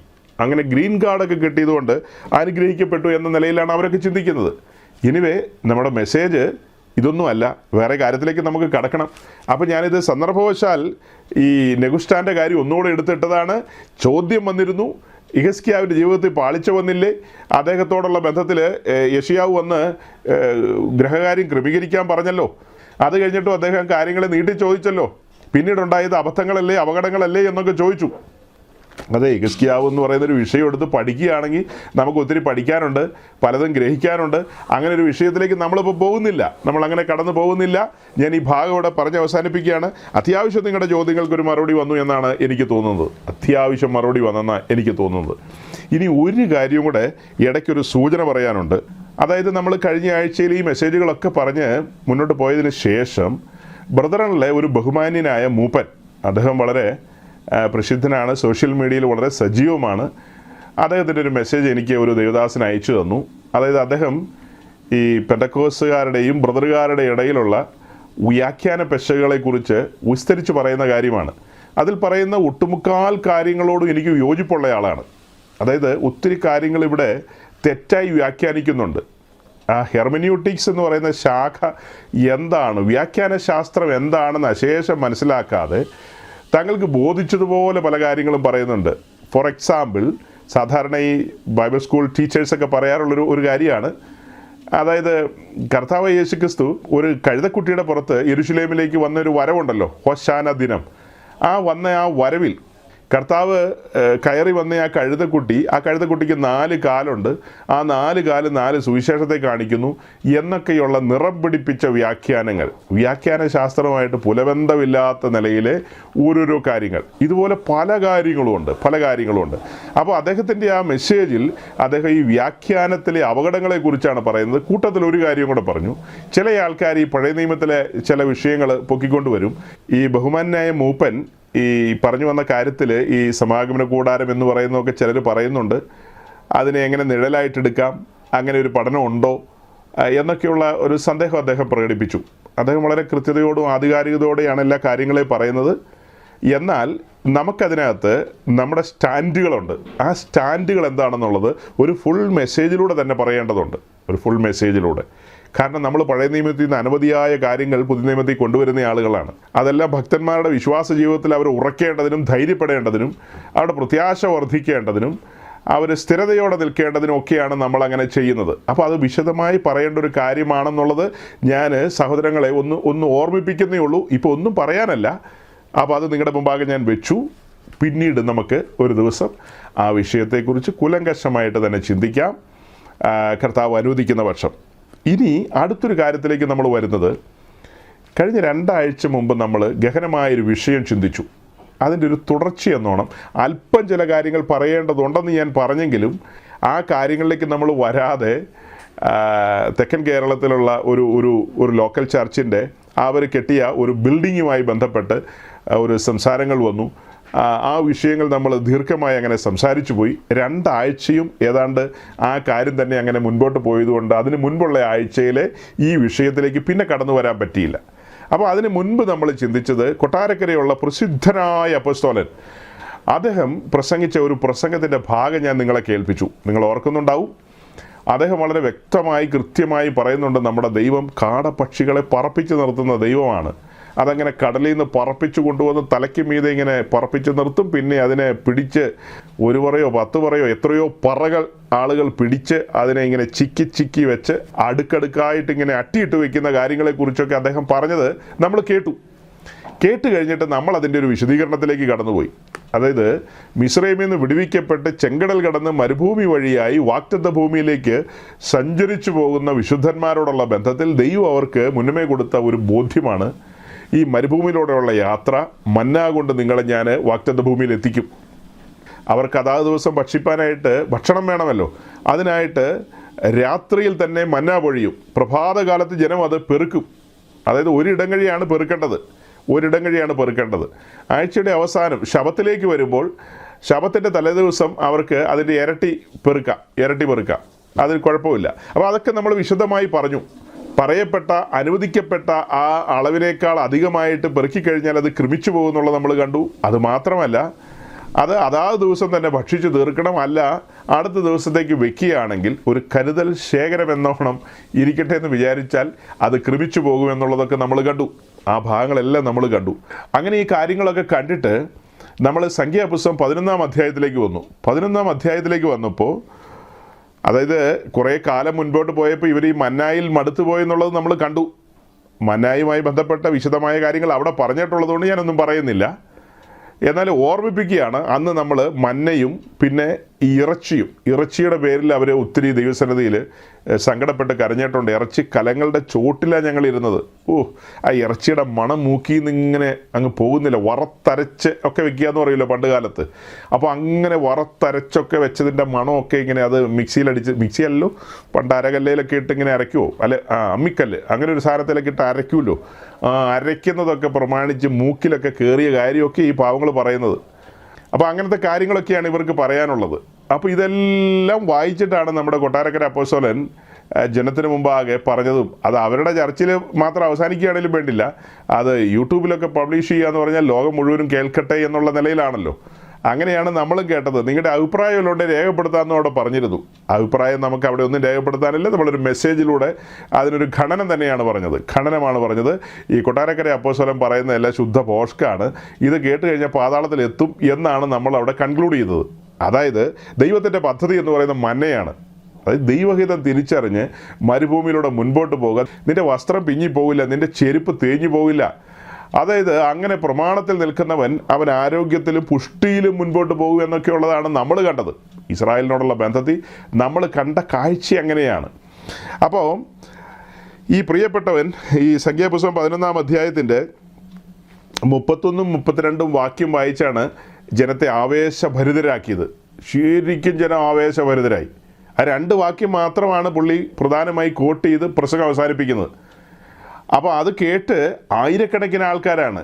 ഞാൻ അന്ന് പറഞ്ഞായിരുന്നു, ഏതാണ്ട് ഒരു 10-50,000 പേരെങ്ങാണ്ട് ആ വീഡിയോ കണ്ടിട്ടുണ്ടായിരിക്കും. ഇപ്പോൾ അതിൽ അന്ന് തന്നെ ഒരു 12,000 പേര് ലൈക്ക് കൊടുത്തിട്ടുണ്ട്. അതായത് ജനം അതിന് ധാരാളം ആമീനും ഗ്ലോറി ഹല്ലേലൂയ സ്തോത്രം ഒക്കെ കൊടുത്തിട്ടുണ്ട്. അല്പം പോലും പിശുക്കൊന്നും കാണിച്ചില്ല. അങ്ങ് അടിച്ചു വിടുകയാണ്, ആമീൻ ആമീൻ ആമീൻ. ഇങ്ങനെ പറഞ്ഞത് സത്യമാണ്, കാട വേണം, ഞങ്ങൾക്ക് കാട വേണമെന്നാണ് ആ ആമേൻ്റെ അർത്ഥം. അപ്പോൾ ഈ 31 32 വാക്യത്തിലേക്ക് വരുമ്പോൾ കാണുന്നത്, യഹോവ അയച്ച കാറ്റ് നിമിത്തം കടലിൽ നിന്ന് കാടയെ കൊണ്ടുവന്നു. കാട ഇങ്ങനെ പറന്നു നിന്നു, അവർ പിടിച്ചു, അങ്ങനെ ആവോളം ഭക്ഷിച്ചു എന്നൊക്കെയുള്ള കാര്യമാണ് ഈ 2 വാക്യത്തിലൂടെ വരുന്നത്. ഞാൻ ആ വാക്യവും വായിക്കുന്നില്ല. എന്നിട്ട് നമ്മൾ 33-ാം വാക്യം എടുത്ത് വായിച്ചു. ഒരു ചോദ്യം കൂടെ ചോദിച്ചു. ഈ 31 32 വായിച്ച കൊട്ടാരക്കരയ്ക്ക് എന്തുകൊണ്ട് 33 വായിക്കാൻ പറ്റിയില്ല? അതൊരു വഞ്ചനയല്ലേ? അത് തികഞ്ഞ വഞ്ചനയാണ്. അതെന്ത് വ്യാഖ്യാനമാണ്? അതെന്ത് ഉപദേശമാണ്? അതെന്ത് പ്രസംഗമാണ്? ഒരു പെന്തക്കോസ്റ്റിലെ പാസ്റ്റർ അങ്ങനെ പ്രസംഗിക്കാൻ പാടുണ്ടോ? പക്ഷേ അദ്ദേഹം പെന്തക്കോസ്റ്റ് പാസ്റ്റർ അല്ലാത്തതുകൊണ്ട് അദ്ദേഹത്തിന് എക്സ്ക്യൂസ് ഉണ്ട്. അദ്ദേഹം ഒരു ന്യൂ ജനറേഷൻ പെന്തിക്കോസ്റ്റ് പാസ്റ്റർ ആയതുകൊണ്ട് എന്തും പറയാം, എന്തും ചെയ്യാം. ലൈസൻസൊക്കെ അതിന് പ്രത്യേകമായിട്ട് അവരെടുത്തിട്ടുള്ളതാണ്. 33-ാം വാക്യത്തിലേക്ക് വരുമ്പോൾ നമ്മൾ കാണുന്നത്, എന്നാൽ ഇറച്ചി അവരുടെ പല്ലിനിടയിൽ ഇരിക്കുമ്പോൾ അത് ചവച്ചിറക്കും മുമ്പേ തന്നെ യഹോവയുടെ കോപ ജനത്തിന് നേരെ ജ്വലിച്ചു. യഹോവ ജനത്തെ ഒരു മഹാബാധ കൊണ്ട് സംഹരിച്ചു. 33-ാം വാക്യത്തിൽ വരുമ്പോൾ അങ്ങനെയാണ് നമ്മൾ കാണുന്നത്. അതായത് ദൈവത്തിൻ്റെ കാര്യപരിപാടികൾ തിരിച്ചറിയാതെ പ്രസംഗകരും അഥവാ ശുശ്രൂഷകരും ജനവും ഏതെങ്കിലും കാര്യത്തിനൊക്കെ കയറി ആമേൻ പറഞ്ഞാൽ ദുരന്തമാകുമെന്നുള്ളതാണ് നമ്മൾ പറഞ്ഞു കൊണ്ടുവന്നത്. അത് തന്നെയാണ് ഇന്നും പറഞ്ഞ് ഞാനങ്ങ് അവസാനിപ്പിക്കാൻ പോകുന്നത്. അതായത് ദൈവഹിതം മനസ്സിലാക്കാതെ തെറ്റായ വഴികളിലൂടെ പോകുന്നു. നമ്മൾ അന്ന് മന്ന എന്ന വിഷയത്തെക്കുറിച്ച് അല്പം ചിന്തിച്ചപ്പോൾ പറഞ്ഞു, മന്നയെ നമ്മൾ പഴയ നിയമത്തിലും പുതിയ നിയമത്തിലും കാണുന്നുണ്ട്. പുതിയ നിയമത്തിൽ യോഹന്നാൻ 6-ാം അധ്യായത്തിൽ യേശുക്രിസ്തു പറഞ്ഞു, നിങ്ങളുടെ പിതാക്കന്മാർ തിന്ന മന്ന സ്വർഗത്തിൽ നിന്ന് പൊഴിഞ്ഞ മന്നയാണെന്നുള്ള കാര്യമൊക്കെ അവിടെ പറഞ്ഞു. അത് തിന്നവർ പട്ടുപോയിന്നും കൂടെ പറഞ്ഞു. അതിന് കാര്യകാരണങ്ങളുണ്ട്. അത് കഴിഞ്ഞ് പിന്നീട് നമ്മൾ കാണുന്നത്, അത് കഴിഞ്ഞ് എബ്രായ ലേഖനം 9-ാം അധ്യായത്തിലേക്ക് വരുമ്പോൾ നമ്മൾ സമാഗമന കൂടാരത്തെക്കുറിച്ചുള്ള ഒരു ചെറിയ ലഘു വിവരണം കാണാം. ആ ലഘു വിവരണത്തിൽ ഈ കൂടാരത്തിന് 3 ഭാഗങ്ങളുണ്ട്. അതിൻ്റെ പ്രാകാരം, വിശുദ്ധ സ്ഥലം, അതിപരിശുദ്ധ സ്ഥലം എന്നൊക്കെ പറയും. അതിൻ്റെ അതിവിശുദ്ധമായ സ്ഥലത്ത് പെട്ടകം ഇരിപ്പുണ്ട്. പെട്ടകത്തിനകത്ത് പൊൻപാത്രമുണ്ട്. ആ പൊൻപാത്രത്തിൽ മന്ന ഇരിപ്പുണ്ട്. പെട്ടകം തന്നെ അകത്തും പുറത്തും പൊന്നു പൊതിഞ്ഞതാണ്. അതിനകത്തിരിക്കുന്ന മന്ന എന്ന് പറയുന്നത് പൊൻപാത്രത്തിലായിരിക്കുന്നത്. അപ്പോൾ അതിൻ്റെയൊക്കെ വിശദീകരണങ്ങൾ ഉണ്ടെന്നും ഞാൻ പറഞ്ഞു. അപ്പോൾ അങ്ങനെ മന്നയെ നമ്മൾ ഈ പറഞ്ഞ കാര്യങ്ങളിലൊക്കെ കാണാൻ കഴിയും. എന്നാൽ ഇവിടെയൊന്നും 1 കിലോ കാട അവിടെ വെച്ചേക്കാൻ മോശയോട് പറഞ്ഞില്ല. പുറപ്പാട് പുസ്തകത്തിൽ നമ്മൾ വായിക്കുന്നുണ്ട്, മോശയെ വരുംകാലത്ത് തലമുറകൾ അറിയേണ്ടതിന് ഈ മന്ന എടുത്ത് പൊൻപാത്രത്തിൽ സൂക്ഷിക്കണം. പിന്നത്തേതിൽ അവർ സമാഗമന കൂടാരം നിർമ്മിച്ചു. അതിനുശേഷം അതിൻ്റെ അതിപരിശുദ്ധ സ്ഥലത്ത് പെട്ടകം കൊണ്ടുപോയി വെച്ചപ്പോൾ പെട്ടകത്തിനകത്ത് ഈ പൊൻപാത്രത്തിലെ മന്നായും കൊണ്ടുപോയി വെച്ചു. തലമുറകൾ കാണേണ്ടതിന്. മന്ന നേരത്തോട് നേരം കഴിഞ്ഞാൽ ക്രമിച്ചു പോകുന്നതാണെന്ന് ഓർക്കണം. പക്ഷെ പെട്ടകത്തിനകത്തിരിക്കുന്ന മന്ന എന്ത് ചെയ്യുന്നില്ല? ക്രമിച്ചു പോകുന്നില്ല. ഈ മന്ന ക്രിസ്തുവിനെ കാണിക്കുന്നതാണ്. നമ്മൾ ക്രിസ്തുവിനെ കുറിച്ച് പഠിക്കുമ്പോൾ അവൻ്റെ ശരീരം ദ്രവത്വം കണ്ടില്ലെന്നാണ് നമ്മൾ വായിക്കുന്നത്. ദ്രവത്വം കണ്ടില്ല. അങ്ങനെ ഒത്തിരി കാര്യങ്ങൾ ഇതിനോട് ചേർത്ത് പറയാനുണ്ട്. ഈ മന്നയിലേക്ക് നോക്കുമ്പോൾ നമുക്ക് നമ്മയും കാണാൻ കഴിയും. നേരത്തോട് നേരം കഴിയുമ്പോൾ ക്രമിച്ചു പോകുന്ന മന്ന, നമ്മൾ അത്രയേ ഉള്ളൂ, ഉറച്ചു നിന്നാൽ ഒരു ശ്വാസം അത്രേ. അങ്ങനെ അനവധിയായ കാര്യങ്ങൾ ഇതുമായി ബന്ധപ്പെട്ട് ഇങ്ങനെ നമ്മുടെ മുമ്പാകെ തുറന്നു വരും. അപ്പോൾ അങ്ങനെ ഒരു തുറവിയിലേക്ക് നിങ്ങളെ നയിക്കുക എന്നുള്ളതാണ് എൻ്റെ ലക്ഷ്യം. അതുകൊണ്ടാണ് ഞാൻ അങ്ങനെ ഒരു ടോപ്പിക്കുമായി വന്നത്. മറ്റൊരാളുടെ വീഡിയോ കാണിച്ചു, അത് കാണിക്കേണ്ട ആവശ്യമുണ്ടെന്നൊക്കെ ചിലർ ചിന്തിക്കാം. പക്ഷേ സഹോദരങ്ങളെ, ഈ കാലഘട്ടത്തിൽ ടെക്നോളജി വളർന്നു നിൽക്കുന്ന ഈ കാലത്ത് ചുമ്മാ എന്തെങ്കിലും പറഞ്ഞാൽ ആരും വിശ്വസിക്കില്ല. അപ്പോൾ അതുകൊണ്ട് അവർ കണ്ടോട്ടെ, കേട്ടോട്ടെ. പബ്ലിക്കലി അവർ തന്നെ റിലീസ് ചെയ്ത വീഡിയോയാണത്. അത് പ്രൈവറ്റായിട്ടിരിക്കുന്നൊരു വീഡിയോ നമ്മൾ മോട്ടിച്ചുകൊണ്ട് വന്ന് കാണിച്ചതൊന്നുമല്ല. സകല മനുഷ്യരും കാണാൻ വേണ്ടിയിട്ടും ആ വിഷയത്തെക്കുറിച്ച് ചിന്തിക്കുകയും ധ്യാനിക്കുകയും ചെയ്യാൻ വേണ്ടിയിട്ടാണ് അവർ ചെറിയ വീഡിയോസ്, ഷോർട്സ് എന്നുള്ള നിലയിൽ യൂട്യൂബിലൊക്കെ അപ്ലോഡ് ചെയ്തിരിക്കുന്നത്. അതാണ് നമ്മുടെ കയ്യിലും എത്തപ്പെട്ടത്. ആ എത്തപ്പെട്ട വീഡിയോ നമ്മൾ കൂടുതൽ ആളുകളിലേക്ക് പ്രചരിപ്പിക്കുകയാണ് സത്യത്തിൽ ചെയ്ത്. ശരിക്കും നമുക്കതിനുള്ള ഫീസൊക്കെ തരേണ്ടതാണ്. ഇങ്ങനെ ആയിരക്കണക്കിന് ആൾക്കാരെ നമ്മളത് കേൾപ്പിക്കുന്നതുകൊണ്ട്. ഏതാണ്ട് 4,000 പേര് നമ്മുടെ ആ വീഡിയോ അന്ന് കണ്ടിരുന്നു. അപ്പോൾ അത്രയും ആളുകളുടെ അടുക്കിലേക്ക് നമ്മളിത് എത്തിച്ചില്ലേ? അതിന് നമ്മളെ കാണുമ്പോൾ കുറഞ്ഞതൊരു പ്രൈസ് ലോഡെങ്കിലും പറയേണ്ടതാണ്. കാരണം നമ്മൾ ഈ ചെയ്യുന്ന വലിയ ശുശ്രൂഷകളല്ലേ, അത് വലിയ ശുശ്രൂഷകളാണ്. അവർക്ക് പ്രശസ്തി ഉണ്ടാക്കി കൊടുക്കുകയല്ലേ. അപ്പോൾ പറഞ്ഞു വന്നത്, അങ്ങനെ ഈ കാര്യങ്ങളൊക്കെ കാണിച്ചിട്ട് അതിൻ്റെ 2 വശവുമാണ് നമ്മൾ കാണിക്കുന്നത്. ഒരു സൈഡിൽ നമ്മൾ മന്ന വെച്ചു, മറു സൈഡിൽ കാട വെച്ചു. കാട തിന്നവനെല്ലാം എന്തായിപ്പോയി എന്നാണ് വായിക്കുന്നത്? കാട തിന്നവരെല്ലാം പട്ടുപോയി എന്നുള്ളതാണ്. കാട മീൻസ് ഇറച്ചി. ഇറച്ചിക്ക് വേണ്ടി കരഞ്ഞിറച്ചി മേടിച്ചവർ. അതിനോടനുബന്ധിച്ചുള്ള വാക്യങ്ങൾ എങ്ങനെയാണ് കണ്ടത്? ഈ കരഞ്ഞു പിടിച്ച് പ്രാർത്ഥിച്ച് പലതും മേടിക്കുന്നവരോടുള്ള ബന്ധത്തിൽ അവരുടെ പ്രാണന് ക്ഷയമയച്ചെന്നാണ് വായിക്കുന്നത്. ഭയാനകമായ കാര്യങ്ങളാണതെല്ലാം. അതുകൊണ്ടാണ് ആ വിഷയം നിങ്ങളുടെ മുമ്പാകെ ഞാൻ ഉയർത്തിക്കൊണ്ട് വന്നത്. ഇതിനോടനുബന്ധിച്ച് 2 കാര്യങ്ങളും കൂടെ അഡീഷണൽ ആയിട്ട് പറയണമെന്ന് എനിക്കുണ്ട്. അതായത് ഒന്ന്, ഈ സംഖ്യാപുസ്തകത്തിൽ നിന്ന് തന്നെയാണ്. അടുത്തൊരു കാര്യം എന്ന് പറയുന്നത് ഫിലിപ്പി ലേഖനം 1-ാം അധ്യായത്തിലൊരു വിഷയമാണ്. ഈ കഴിഞ്ഞ ദിവസങ്ങളിൽ എൻ്റെ സഞ്ചാരങ്ങളിൽ പല സഹോദരങ്ങളും എന്നോട് പറഞ്ഞൊരു കാര്യമുണ്ട്. മുതിർന്നവരും അല്ലാത്തവരും ഒക്കെ ആയവർ, എൻ്റെ പാസ്റ്റർ ഏത് വിധത്തിലാണെങ്കിലും ക്രിസ്തുവിനെയല്ലോ പ്രസംഗിക്കുന്നതെന്നുള്ള ഒരു കാര്യം. അപ്പോൾ പലരും പറഞ്ഞപ്പോൾ ഞാനത് കേട്ടിട്ട് ഇപ്പോൾ അവരോട് എനിക്ക് എന്ത് പറയാനാണ്? പെട്ടെന്ന് ചാടിക്കയറി ഒന്നും പറയാൻ പറ്റില്ല. അങ്ങനത്തെ ഒക്കേഷനല്ല. അതുകൊണ്ട് പലരോടും ഞാനൊന്നും പറഞ്ഞില്ല. ഈ വിഷയം ഞങ്ങൾ ചിന്തിച്ചവരാണ്, ധ്യാനിച്ചവരാണ്, അതിനെക്കുറിച്ച് പ്രസംഗങ്ങളുണ്ട്, യൂട്യൂബിലുണ്ട്, ഇതാണെന്നൊന്നും ഒരാളോടോ മറ്റോ ഞാൻ പറഞ്ഞു. അങ്ങനെ അല്ലാതെ വ്യാപകമായിട്ടൊന്നും പറയാൻ ശ്രമിച്ചില്ല. സമയം അനുവദിക്കുമെങ്കിൽ അതിനെക്കുറിച്ച് ഒന്നുകൂടെ ചെറുതായിട്ടൊന്ന് പറഞ്ഞു വിടാം. അതിന് മുൻപ് സംഖ്യാപുസ്തകം 13-ാം അധ്യായം തുറക്കാം. ഇസ്രായേൽ മിസ്രൈമിൽ നിന്നുള്ള വിടുതൽ അനുഭവിച്ചു. അവർ പെസഹായും ചോരത്തിലെ ആചരിച്ച് അവിടെ നിന്ന് പുറപ്പെട്ടു. അങ്ങനെ അവർ ചെങ്കടലും കടന്ന് മരുഭൂമിയിലേക്ക് പ്രവേശിച്ചു. മരുഭൂമിയിലൂടെ മുൻപോട്ട് പ്രയാണം ചെയ്തു വരികയാണ്. എന്തുകൊണ്ടാണ് അങ്ങനെ ഒരു വഴി തിരഞ്ഞെടുത്തതെന്നൊക്കെയുള്ളത് നമുക്ക് പുറപ്പാട് പുസ്തകത്തിൽ നിന്നും ന്യായാധിപന്മാരുടെ പുസ്തകത്തിൽ നിന്നുമൊക്കെ പഠിക്കാനായിട്ട് കഴിയും.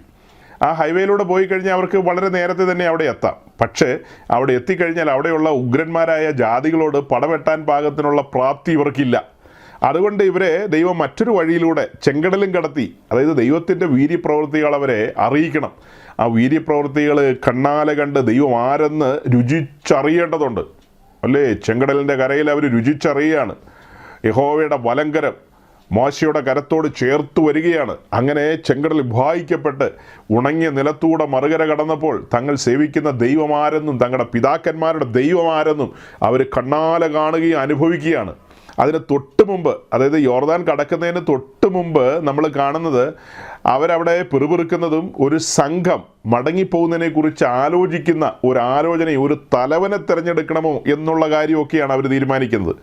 അതിനെക്കുറിച്ച് നെഹമ്യാവിൻ്റെ പുസ്തകത്തിലാണ് എഴുതിയിരിക്കുന്നത്. അവർ അടിമപ്പാടിലേക്ക് പിന്നെയും മടങ്ങാൻ ആഗ്രഹിച്ചു എന്നുള്ളത്, ഒരു തലവനെ തിരഞ്ഞെടുത്ത്.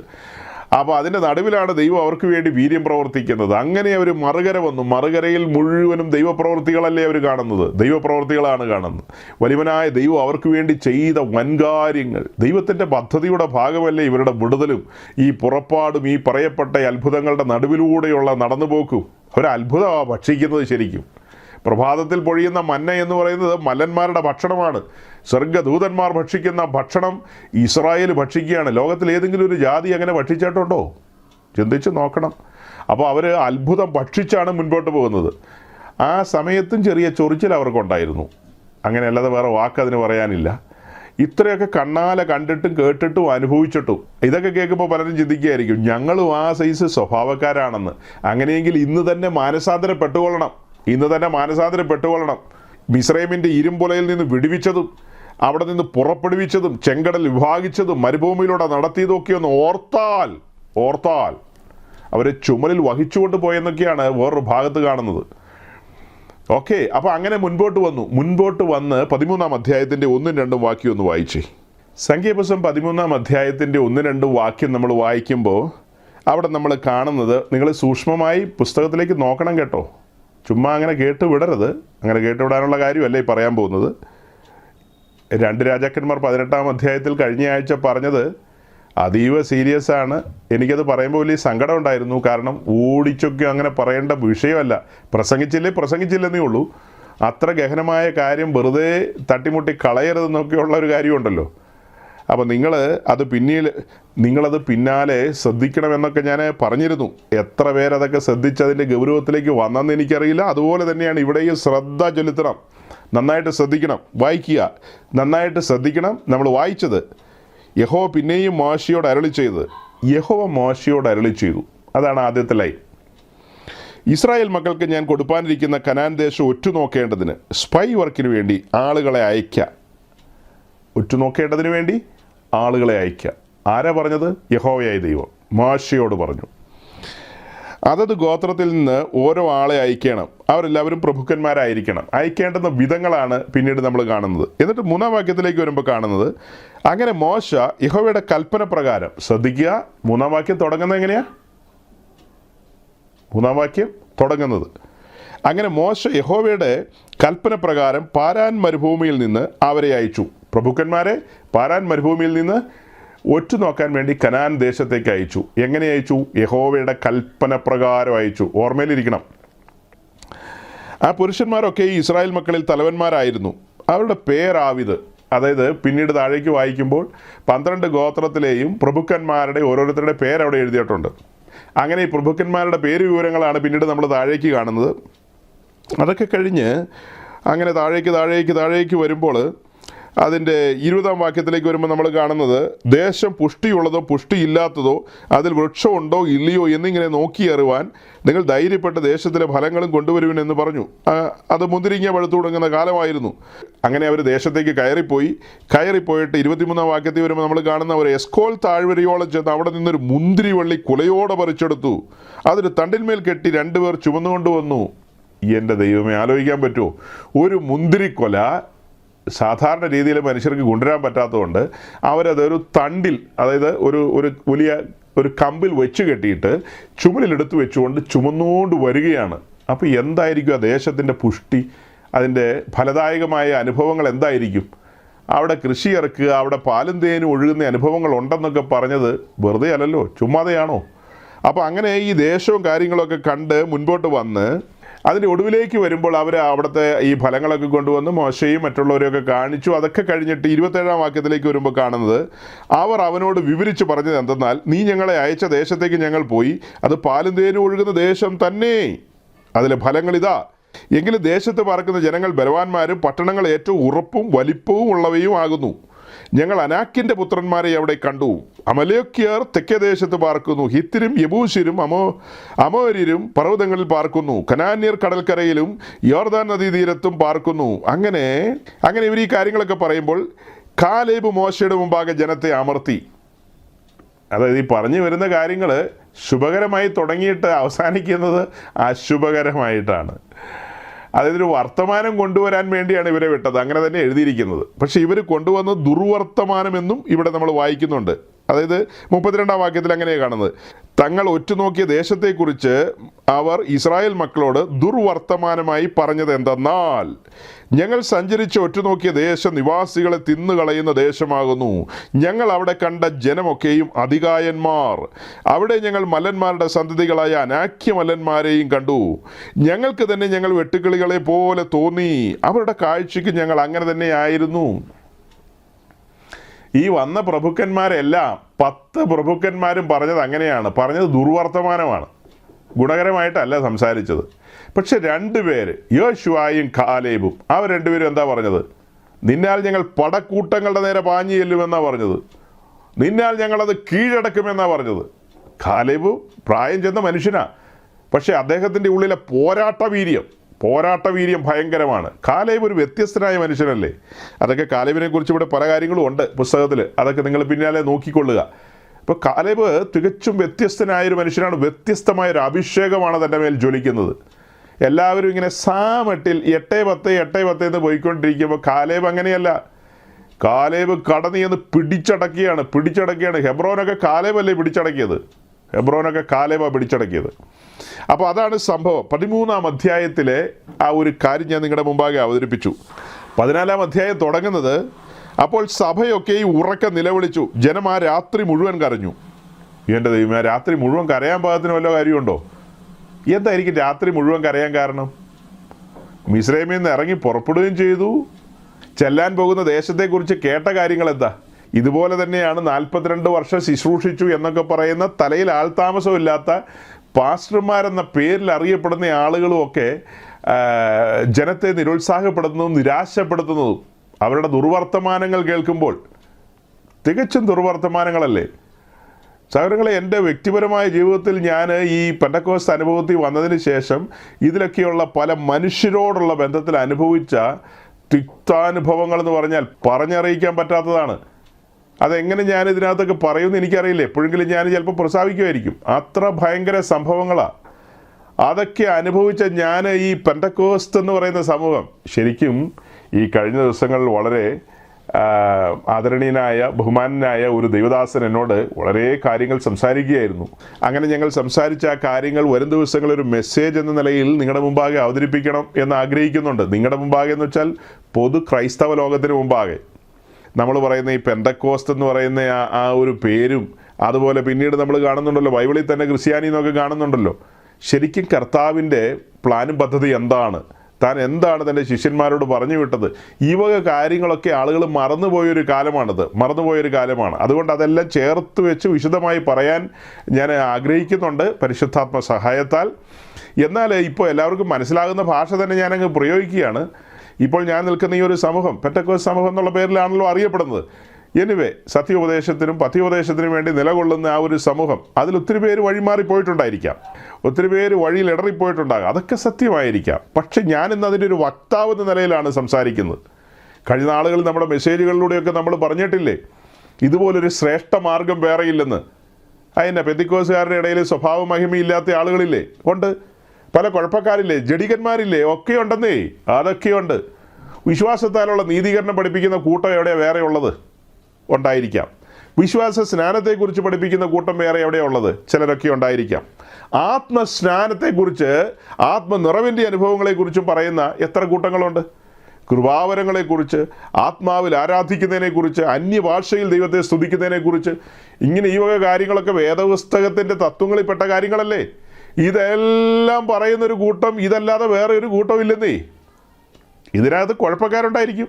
കുഴപ്പക്കാർ പ്രമാണത്തിലല്ല ആത്മാവിനനുസരിച്ച്, അല്ലെങ്കിൽ അവരൊടുക്കം കൈവിടപ്പെട്ടു പോകും, അല്ലെങ്കിൽ അവർ വല്ല കുഴിയിലും പോയി ചാടും. അതുകൊണ്ട് ഈ മാർഗത്തിൻ്റെ ശ്രേഷ്ഠതയ്ക്ക് വല്ല കുറവുണ്ടോ? അപ്പോൾ ചില ചിന്തിക്കുകയായിരിക്കും ഒത്തിരി പേരങ്ങനെയാണ്. ആയിക്കോട്ടെ, ഒത്തിരി പേരങ്ങനെ ആയിക്കോട്ടെ, 99% അങ്ങനെ ആയിക്കോട്ടെ. എങ്കിലും 1% ഉണ്ടല്ലോ, ഒരു ശേഷിപ്പ് മിച്ചം ഉണ്ടല്ലോ. ആ ശേഷിപ്പിൻ്റെ കൂടെ കൂടാൻ താല്പര്യമുണ്ടോ? ആ ശേഷിപ്പിൻ്റെ കൂടെ കൂടാൻ ഞാൻ നിങ്ങളെ സ്വാഗതം ചെയ്യുന്നു. നിങ്ങൾ ഈ ചുറ്റുമുള്ള ആൾക്കാരെയൊക്കെ നോക്കല്ലേ. ഇവിടെ നോക്ക്, ഒരു യോശുവയും കാലേബും 10 പേരെന്ന് പറയുന്ന ഭൂരിപക്ഷം എന്താ പറഞ്ഞത്? ആ ഭൂരിപക്ഷത്തിൻ്റെ കൂടെ നിന്ന് ആമേൻ പറയുകയല്ല ചെയ്തത്. അവർ പൊരുതി നിന്നു, അവർ ഒഴുക്കിനെതിരെ നിന്നു. അതാണ് ഇന്ന് തുടക്കത്തിൽ വായിച്ച ഗലാത്യ ലേഖനം 2:5 പൗലോസ് പറയുന്നു, ഞങ്ങൾ അവർക്ക് ഒരു നാഴിക പോലും വഴങ്ങിക്കൊടുത്തില്ലെന്ന്. അങ്ങനെ പലതരം ഉപദേശങ്ങളും പല കാര്യങ്ങളും വരും. ഞങ്ങൾ അവർക്ക് ഒരു നാഴിക പോലും വഴങ്ങിക്കൊടുത്തില്ല. എനിക്ക് വളരെ അടുപ്പുള്ളൊരു ദൈവദാസൻ ഈ അടുത്ത കാലത്ത് ഇതുപോലെ വഴങ്ങിപ്പോയൊരു കാര്യം, ഇന്നലെ രാത്രി എനിക്ക് വളരെ പ്രിയമുള്ള മറ്റൊരു പ്രായമുള്ളൊരു ദൈവദാസനോട്, ഞങ്ങളെയൊക്കെ അറിയുന്ന ഒരു പ്രായമുള്ള ഒരു ദൈവവൃത്തിനോട് സംസാരിക്കാനിടയായി. ഇതുപോലെ വഴങ്ങിപ്പോയി. ചില കാരണങ്ങളാലൊക്കെ വഴങ്ങിപ്പോവും. അതിനെക്കുറിച്ച് വിശദമായി ചിലത് പറയാനുണ്ട് എനിക്ക്. ദൈവം അനുവദിക്കുന്ന പോലെ പിന്നാലെ പറയാം. ഓക്കെ. അപ്പോൾ എന്താ പറഞ്ഞു വരുന്നത്? ഈ 13-ാം അധ്യായത്തിൽ നമ്മൾ കണ്ട കാഴ്ചകൾ എന്തൊക്കെയാണ്? തുടക്കം, യഹോവയായ ദൈവം മോശയോട് കൽപ്പിച്ചു. ആ കൽപ്പന പ്രകാരം മോശ ജനത്തോട് അത് ആവർത്തിച്ചു. അങ്ങനെ അവർ പോയി ഒറ്റുനോക്കിയിട്ട് വന്ന കാര്യങ്ങളൊക്കെ അവിടെ കൊള്ളാം, പക്ഷേ നമ്മെക്കൊണ്ടത് സാധ്യമല്ല, നമുക്കത് പിടിച്ചടക്കാൻ കഴിയില്ല എന്നുള്ളൊരു കാര്യമാണ് ഈ 13-ാം അധ്യായത്തിൽ നിന്ന് വായിച്ചപ്പോൾ നമുക്ക് മനസ്സിലായത്. എന്നാൽ ഞാൻ അതിൻ്റെ ഒരു മറുവശം നിങ്ങളുടെ മുമ്പാകെ കൊണ്ടുവരികയാണ്. ഒരുപക്ഷെ ഇതിനെക്കുറിച്ച് അറിവുള്ളവർ എന്നെ കേൾക്കുന്നുണ്ടായിരിക്കാം, എങ്കിലും ബഹുഭൂരിപക്ഷം പേർക്കും അത് അറിയില്ലെന്ന് തന്നെയാണ് ഞാൻ ഉറച്ചു വിശ്വസിക്കുന്നത്. പിന്നെ മേലാലും നമ്മളെ ആളുകൾ കേൾക്കാനുണ്ടല്ലോ, അപ്പോൾ അവർക്കെല്ലാം പ്രയോജനപ്പെടട്ടെ. സംഖ്യാപുസ്തകം 13-ാം അധ്യായം മുൻനിർത്തിയാണ് സകല പ്രസംഗങ്ങളും. 99% പ്രസംഗങ്ങളും സംഖ്യാപുസ്തകം 13-ാം അധ്യായം മുൻനിർത്തിയാണ്. ഒറ്റുനോക്കാൻ പോയ കാര്യങ്ങളും അതിൻ്റെ വിശദീകരണങ്ങളെല്ലാം അങ്ങനെയാണ് പോകുന്നത്. എന്നാൽ ആവർത്തന പുസ്തകം 1-ാം അധ്യായത്തിലേക്ക് നമ്മൾ വരികയാണ്. ഡിയൂട്രോണമി ചാപ്റ്റർ 1 വരികയാണ്. ആവർത്തന പുസ്തകം 1-ാം അധ്യായത്തിന്റെ 21, 22, 23 വാക്യങ്ങൾ വായിക്കാം. ഇതാ നിന്റെ ദൈവമായ യഹോവ ആ ദേശം നിന്റെ മുമ്പിൽ വെച്ചിരിക്കുന്നു. നിന്റെ പിതാക്കന്മാരുടെ ദൈവമായ യഹോവ നിന്നോട് അരുളി ചെയ്തതുപോലെ നീ ചെന്ന് അത് കൈവശമാക്കിക്കൊള്ളുക. ഭയപ്പെടരുത്, അധൈര്യപ്പെടുകയും അരുത് എന്ന് പറഞ്ഞു. അപ്പോൾ നിങ്ങൾ എല്ലാവരും അടുത്തു വന്ന് നാം ചില ആളുകളെ മുമ്പുകൂട്ടി അയക്കുക. അവർ ദേശം ഉറ്റുനോക്കിയിട്ട് നാം ചെല്ലേണ്ടുന്ന വഴിയെയും പോകേണ്ടുന്ന പട്ടണങ്ങളെയും കുറിച്ച് വർത്തമാനം കൊണ്ടുവരട്ടെ എന്ന് പറഞ്ഞു. ആ വാക്ക് എനിക്ക് ബോധിച്ചു. ഞാൻ ഓരോ ഗോത്രത്തിൽ നിന്ന് ഓരോ ആൾ വീതം 12 പേരെ നിങ്ങളുടെ കൂട്ടത്തിൽ നിന്ന് തിരഞ്ഞെടുത്തു. ഇതാ നിന്റെ ദൈവമായ യഹോവ ആ ദേശം നിന്റെ മുമ്പിൽ വെച്ചിരിക്കുന്നു. നിന്റെ പിതാക്കന്മാരുടെ ദൈവമായ യഹോവ നിന്നോട് അരുളി ചെയ്തതുപോലെ നീ ചെന്നത് കൈവശമാക്കിക്കൊള്ളുക. ഭയപ്പെടരുത്, അധൈര്യപ്പെടരുത്. എങ്ങനെയാ? നിന്റെ പിതാക്കന്മാരുടെ ദൈവമായ യഹോവ നിന്നോട് അരുളി ചെയ്തതുപോലെ നീ ചെന്നത് കൈവശമാക്കിക്കൊള്ളുക. ഓപ്പണായിട്ട് പറയല്ലേ, നീ ചെന്ന ദേശം കൈവശമാക്കിക്കൊള്ളുക. ഭയപ്പെടരുത്, അധൈര്യപ്പെടരുത്. 2 പ്രധാന വാക്കുകളാണ്. ഭയപ്പെടരുത്, അധൈര്യപ്പെടരുത്. അപ്പോൾ ആ 2 കാര്യവും സംഭവിച്ചാലോ? അത് 2 സംഭവിച്ചാൽ അപകടമാണ്. അപ്പം ഭയപ്പെടരുത്, അധൈര്യപ്പെടരുത്. പിന്നെ എന്നാലും നിങ്ങൾ എല്ലാവരും അടുത്തു വന്ന് നാം ചില ആളുകളെ മുമ്പ് കൂട്ടി അയക്കുക ഒറ്റുനോക്കാനായിട്ട്. അവർ ദേശം ഒറ്റുനോക്കിയിട്ട് നാം ചെല്ലേണ്ടുന്ന വഴിയൊക്കെയും പോകേണ്ടുന്ന പട്ടണങ്ങളെയും കുറിച്ച് വർത്തമാനം കൊണ്ടുവരട്ടെ എന്ന് പറഞ്ഞു. എന്താ പറഞ്ഞത്? നിങ്ങളിൽ പ്രമാണികളായ ചിലരെല്ലാം വന്ന് എൻ്റെ അടുക്കൽ പറയുകയാണ്. എന്താ പറഞ്ഞത്? നാം ചില ആളുകളെ മുമ്പ് കൂട്ടി അയക്കുക. അവർ ദേശം ഒറ്റുനോക്കിയിട്ട് നാം ചെല്ലേണ്ടുന്ന വഴിയൊക്കെ കാര്യങ്ങളൊക്കെ നാം ചില ആളുകളെ മുമ്പ് കൂട്ടി അയക്കുക. അവർ ദേശം ഒറ്റുനോക്കിയിട്ട് നാം ചെല്ലേണ്ടുന്ന വഴിയൊക്കെയും പോകേണ്ടുന്ന പട്ടണങ്ങളെയും കുറിച്ച് വർത്തമാനം കൊണ്ടുവരട്ടെ. അതേസമയം സംഖ്യാപുസ്തകം 13-ാം അധ്യായത്തിൽ എങ്ങനെ കാണുന്നതെന്ന് അറിയാവോ? നമ്മളെങ്ങനെ വായിച്ചത്? 32-ാം വാക്യത്തിൽ അവർ ഇസ്രായേൽ മക്കളോട് ദുർവർത്തമാനമായി പറഞ്ഞത് എന്തെന്നാൽ, പോയിട്ട് വന്നിട്ട് പറഞ്ഞത് ദുർവർത്തമാനം. അപ്പോൾ സംഖ്യാപുസ്തകം 13-ാം അധ്യായവും ആവർത്തനം 1-ാം അധ്യായവും ഈ 2 ചാപ്റ്റർ നിങ്ങളുടെ മുമ്പിൽ വരുമ്പോൾ നിങ്ങൾ എങ്ങനെ പഠിക്കും? ഇത് നിങ്ങൾ എങ്ങനെ മനസ്സിലാക്കും? സംഖ്യാപുസ്തകം 13-ാം അധ്യായത്തിൽ കാണുന്ന ഇൻസിഡൻ്റ് അങ്ങനെ തന്നെയാണോ പഠിക്കേണ്ടതും വിശ്വസിക്കേണ്ടതും? അങ്ങനെയാണോ പ്രസംഗിക്കേണ്ടത്? അതിൻ്റെ ഒരു നിജസ്ഥിതിയാണ് ഇവിടെ കൊണ്ടുവരുന്നത്. അതിൻ്റെ 22-ാം വാക്യത്തിൽ നമ്മൾ കാണുന്നത്, എന്നാറേ നിങ്ങൾ എല്ലാവരും അടുത്തു വന്ന് നാം ചില ആളുകളെ മുമ്പ് കൂട്ടി അയക്കുക. അവർ ദേശം ഒറ്റുനോക്കിയിട്ട് നാം ചെല്ലേണ്ടുന്ന വഴിയൊക്കെയും പോകേണ്ടുന്ന പട്ടണങ്ങളെയും കുറിച്ച് വർത്തമാനം കൊണ്ടുവരട്ടെ. പ്രമാണിമാരായ ചിലരൊക്കെ മോശയുടെ അടുക്കൽ വന്ന് ഈ കാര്യം അവതരിപ്പിക്കുകയാണ്. നമ്മളവിടെ പോയി അത് ഒറ്റുനോക്കി ദേശം എങ്ങനെയുള്ളതാണ്, അതിൻ്റെ സ്കെച്ചും പ്ലാനൊക്കെ എടുക്കണ്ടേ, കാര്യങ്ങളൊക്കെ എങ്ങനെയാണെന്ന് അറിഞ്ഞു കേട്ടിട്ട് വേണ്ടേ കാര്യങ്ങൾ ചെയ്യാൻ എന്നൊക്കെ പറഞ്ഞപ്പോൾ മോശ പറയാണ്, ആ വാക്ക് എനിക്ക് ബോധിച്ചു. ഞാൻ ഓരോ ഗോത്രത്തിൽ നിന്ന് ഓരോ ആൾ വീതം 12 പേരെ നിങ്ങളുടെ കൂട്ടത്തിൽ നിന്ന് തിരഞ്ഞെടുത്തു. 23-ാം വാക്യം തുടങ്ങുന്നത് ആ വാക്ക് എനിക്ക് ബോധിച്ചു എന്നാണ്. ഇവർ പറഞ്ഞ വാക്ക് ബോധിച്ചു. അങ്ങനെ ആ വിഷയം യഹോവയുടെ സന്നിധിയിൽ സമർപ്പിച്ചു. അല്ലേ? ഈ കേട്ട വിഷയം മോശ യഹോവയുടെ സന്നിധിയിൽ സമർപ്പിച്ചു. അങ്ങനെ യഹോവയായ ദൈവം അതിന് ആമേൻ പറഞ്ഞു. ജനം പറയാണ്, ഒറ്റുനോക്കിയിട്ട് കാര്യങ്ങൾ എങ്ങനെയാണ്, അവിടുത്തെ നമുക്ക് സൂട്ടാകുമോ, നമ്മളെക്കൊണ്ട് കഴിയുമോ, പിടിച്ചെടുക്കാൻ പറ്റുമോ, നമ്മളെക്കൊണ്ട് കൂട്ടിയാൽ കൂടുമോ എന്നൊക്കെയുള്ള കാര്യങ്ങൾ അന്വേഷിച്ച് പിടിച്ചിട്ട് തിരിച്ചു വരാമെന്നാണ് പറഞ്ഞത്. മോശയ്ക്ക് അത് ബോധിച്ചു. മോശ അതുപോലെ യഹോവയായ ദൈവത്തോട് പറഞ്ഞു. യഹോവയായ ദൈവം അതിന് ആമേൻ പറഞ്ഞു. ആമേൻ പറഞ്ഞെന്ന് എവിടെ എഴുതിയിരിക്കുന്നത്? സംഖ്യാപുസ്തകം 13-ന്റെ 1-2 വാക്യത്തിലല്ലേ ആമേൻ കിടക്കുന്നത്? യഹോവയായ ദൈവം മോശയോട് കൽപ്പിച്ചു. എന്നാൽ അങ്ങനെ ആട്ടെ മോശേ, നീ പ്രഭുക്കന്മാരെ കൂട്ടി വിട്, അവർ പോയി എന്താണെന്ന് വെച്ചാൽ പറഞ്ഞുകൊണ്ട് വരട്ടെ, അല്ലേ? അവർ പോയി എന്താണെന്ന് വെച്ചാൽ കണ്ടുകേട്ട് വർത്തമാനം കൊണ്ടുവരട്ടെ എന്നാണ് പറഞ്ഞത്. അതാണ് 13-ാം അധ്യായത്തിൻ്റെ പ്രത്യേകത. അപ്പോൾ 13-ാം അധ്യായമല്ല നമുക്ക് ആദ്യം നിൽക്കുന്നത്, ആവർത്തനം 1-ാം അധ്യായമാണ് നിൽക്കുന്നത്. ആവർത്തനം 1-ാം അധ്യായത്തിൽ സംഭവിച്ച കാര്യങ്ങളാണ് നമ്മൾ സംഖ്യാപുസ്തകം 13-ാം അധ്യായത്തിൽ വായിക്കുന്നത്. പക്ഷെ അത് വിശദമായി ഇവിടെയാണ് നമ്മൾ കാണുന്നത്. യഹോവയായ ദൈവം കൽപ്പിച്ചത്, യഹോവയായ ദൈവത്തിൻ്റെ പ്ലാനും പദ്ധതിയുടെ ഭാഗമല്ല ഈ ഒറ്റുനോക്കാൻ പോയത്. അത് ജനത്തിൻ്റെ താല്പര്യപ്രകാരം മോശയോട് പറഞ്ഞത് മോശ ദൈവത്തോട് ഉണർത്തിച്ചു, ദൈവം അത് അനുവദിച്ചു, ആമേൻ പറഞ്ഞു. ചില കാര്യങ്ങൾ അങ്ങനെയാണ്. കുറേ സമയം കരച്ചിലായിരുന്നു. അത് മന്നയുടെ ടേസ്റ്റ് കുറഞ്ഞു പോയി, പഴയ ടേസ്റ്റ് ഇപ്പോൾ കിട്ടുന്നില്ല. തിന്നിട്ടും ആ പഴയ ടേസ്റ്റ് വരുന്നില്ല. പെന്തിക്കോസ്തിൽ ഇറങ്ങിയ കാലത്തൊക്കെ ഭയങ്കരമായിരുന്നു, ഇപ്പോൾ ആ പഴയ ടേസ്റ്റ് ഇല്ലെന്നാണ് പറയുന്നത്. ഭയങ്കരമായിട്ട് ടേസ്റ്റ് കുറഞ്ഞു പോയിരിക്കുന്നു. അങ്ങനെ ഒത്തിരി കാര്യങ്ങൾ പറയാനുണ്ട്. അപ്പോൾ അങ്ങനെ പറഞ്ഞ് വലുവനായ ദൈവം പറയാണ് മോശയോട്, ശരി ഇവന്മാർക്ക് ഇന്ന് സന്ധ്യയ്ക്ക് കാടയെ കൊടുത്തേക്കാം, ഇറച്ചി അങ്ങ് തിന്നട്ടെ എന്ന് പറഞ്ഞു. പറഞ്ഞതുപോലെ തന്നെ എല്ലാം പ്രാർത്ഥനയ്ക്കെല്ലാം ഉത്തരം ലഭിക്കുകയാണല്ലോ, അല്ലേ? പ്രാർത്ഥനകൾക്കെല്ലാം ഉത്തരം ലഭിക്കുകയല്ലേ? ഉത്തരം ലഭിക്കുമ്പോൾ ഭയങ്കര സന്തോഷമായിരിക്കും. അങ്ങനെ ഇറച്ചി തിന്ന ഒരു പരുവത്തിലായിരിക്കുമ്പോഴാണ്, എലിനിടയിലും പല്ലിനിടയിലും ഇരിക്കുമ്പോഴാണ് ദൈവകോപം ജ്വലിക്കുന്നത്, അല്ലേ? നമ്മൾ എന്താ ഹിസ്കിയാവിൻ്റെ കാര്യം കണ്ടത്? ഹിസ്കിയാവ് ബഹുസമ്പന്നനായിരുന്നു, കൃതാർത്ഥനായിരുന്നു, പലതും ഉണ്ടായിരുന്നു. പക്ഷെ ഒരു ചെറിയ നിഗളം വന്നു. എന്താ പിന്നീട് സംഭവിച്ചത്? ശരിക്കും ഞാൻ ഈ കാര്യമൊക്കെ കാണുന്നത് മലയാളക്കരയിലെ പെന്തിക്കോസുകാരുടെ ഇടയിലാണ്, വിശേഷിച്ച് തെക്കൻ കേരളത്തിലെ പെന്തിക്കോസുകാരുടെ ഇടയിൽ. അവരിന്ന് പറയുന്നൊരു വർത്തമാനമുണ്ടല്ലോ, കുമ്പനാടുള്ളിടത്തോളം ATM കൗണ്ടറുകൾ ലോകത്തിലെങ്ങും ഇല്ലെന്നുള്ള രീതിയിൽ. അതുപോലെ മണിമാളികകളും വലിയ കൊട്ടാരങ്ങളും ബംഗ്ലാവുകളും ഒക്കെ ഉണ്ടെന്നൊക്കെ. അതൊക്കെ ഒരു 100 വർഷത്തിന് മുമ്പ് പുല്ലുമേഞ്ഞ വീടുകളൊക്കെ ആയിരുന്നു. 100 വർഷം മുമ്പ് പുല്ലുമേഞ്ഞ വീടുകളും പിന്നെ ഒരു ചമ്മന്തി അരയ്ക്കാൻ നല്ല നേരം നോക്കിയ കാലങ്ങളൊക്കെ ഉണ്ടായിരുന്നു ഈ പാർട്ടികൾക്കൊക്കെ. പിന്നീടല്ലേ UK യിലും അമേരിക്കയിലും ഒക്കെ പോയത്, എല്ലാ സ്ഥലങ്ങളിലും ഒക്കെ പോയത്.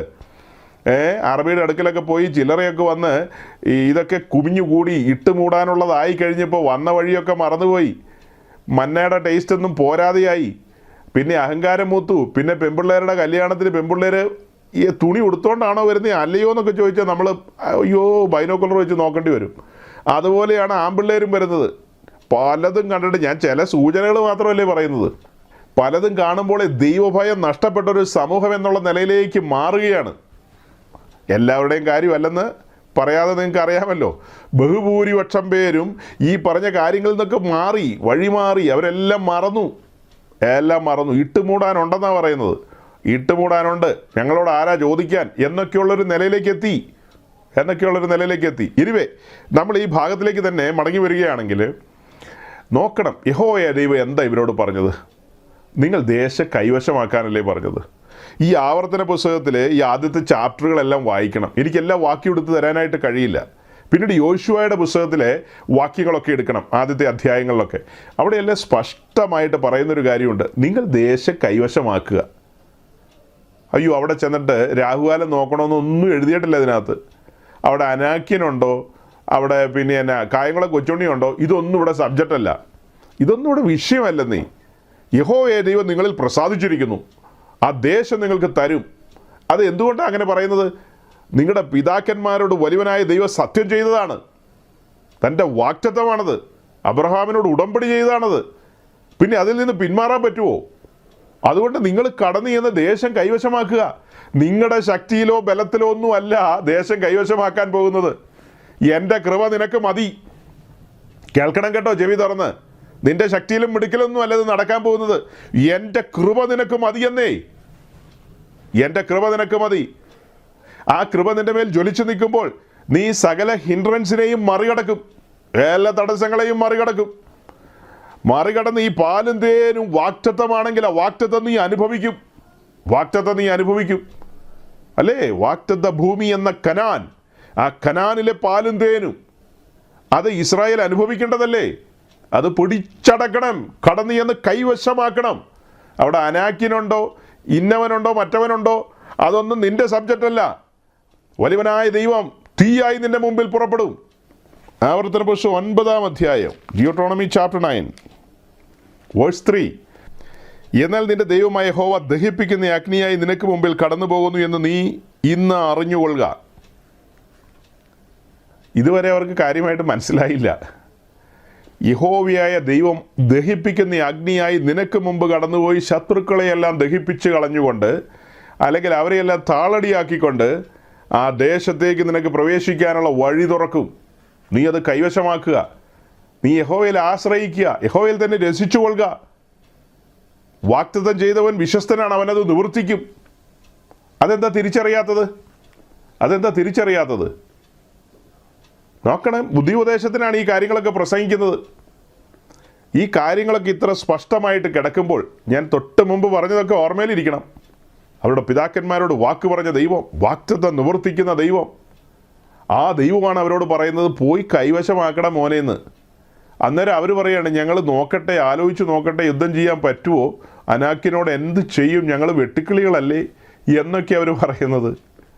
അവിടെയാണ് ഈ വാക്യത്തിൻ്റെ പ്രസക്തി. എന്നാൽ നിന്റെ ദൈവമായ യഹോവ ദഹിപ്പിക്കുന്ന അഗ്നിയായി നിനക്ക് മുമ്പിൽ കടന്നു പോകുന്നു എന്ന് നീ ഇന്ന് അറിഞ്ഞുകൊള്ളുക.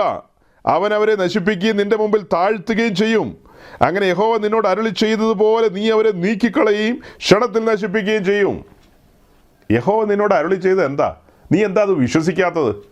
നീ ആരാ? നീ വല്ല ബോധമുണ്ടോ? ഈ കഴിഞ്ഞ ആഴ്ചകളിൽ നമ്മൾ പാപം എന്നുള്ള വിഷയം ധ്യാനിച്ചപ്പോൾ നമ്മൾ കിടന്നത് പാപത്തിൻ്റെ പടുകുഴിയിലാണ്. അവിടെ നിന്നാണ് നീട്ടിയ ഭുജത്താലും വീര്യമുള്ള കരത്താലും നമ്മെ പൊക്കിയെടുത്തുകൊണ്ട് വന്നത്. എന്നിട്ട് ഉറപ്പുള്ള പാറമേൽ നിർത്തിയ കാര്യമൊക്കെ പറഞ്ഞില്ലേ? അങ്ങനെ ഈ മഹത്തരമായ അനുഭവത്തിലേക്കൊക്കെ നമ്മെ കൊണ്ടുവന്ന ദൈവം വഴിയിൽ ഉപേക്ഷിച്ച് കളയാനാണോ രക്ഷിച്ചുകൊണ്ട് വന്നത്? ആ ദൈവം നമ്മെ കളയുമോ, ഉപേക്ഷിച്ച് കളയുമോ? അവൻ്റെ വാഗ്ദത്തം എന്താ? ഞാൻ നിന്നെ ഒരു നാളും ഉപേക്ഷിക്കുകയില്ല, കൈവിടുകയില്ലെന്നല്ലേ?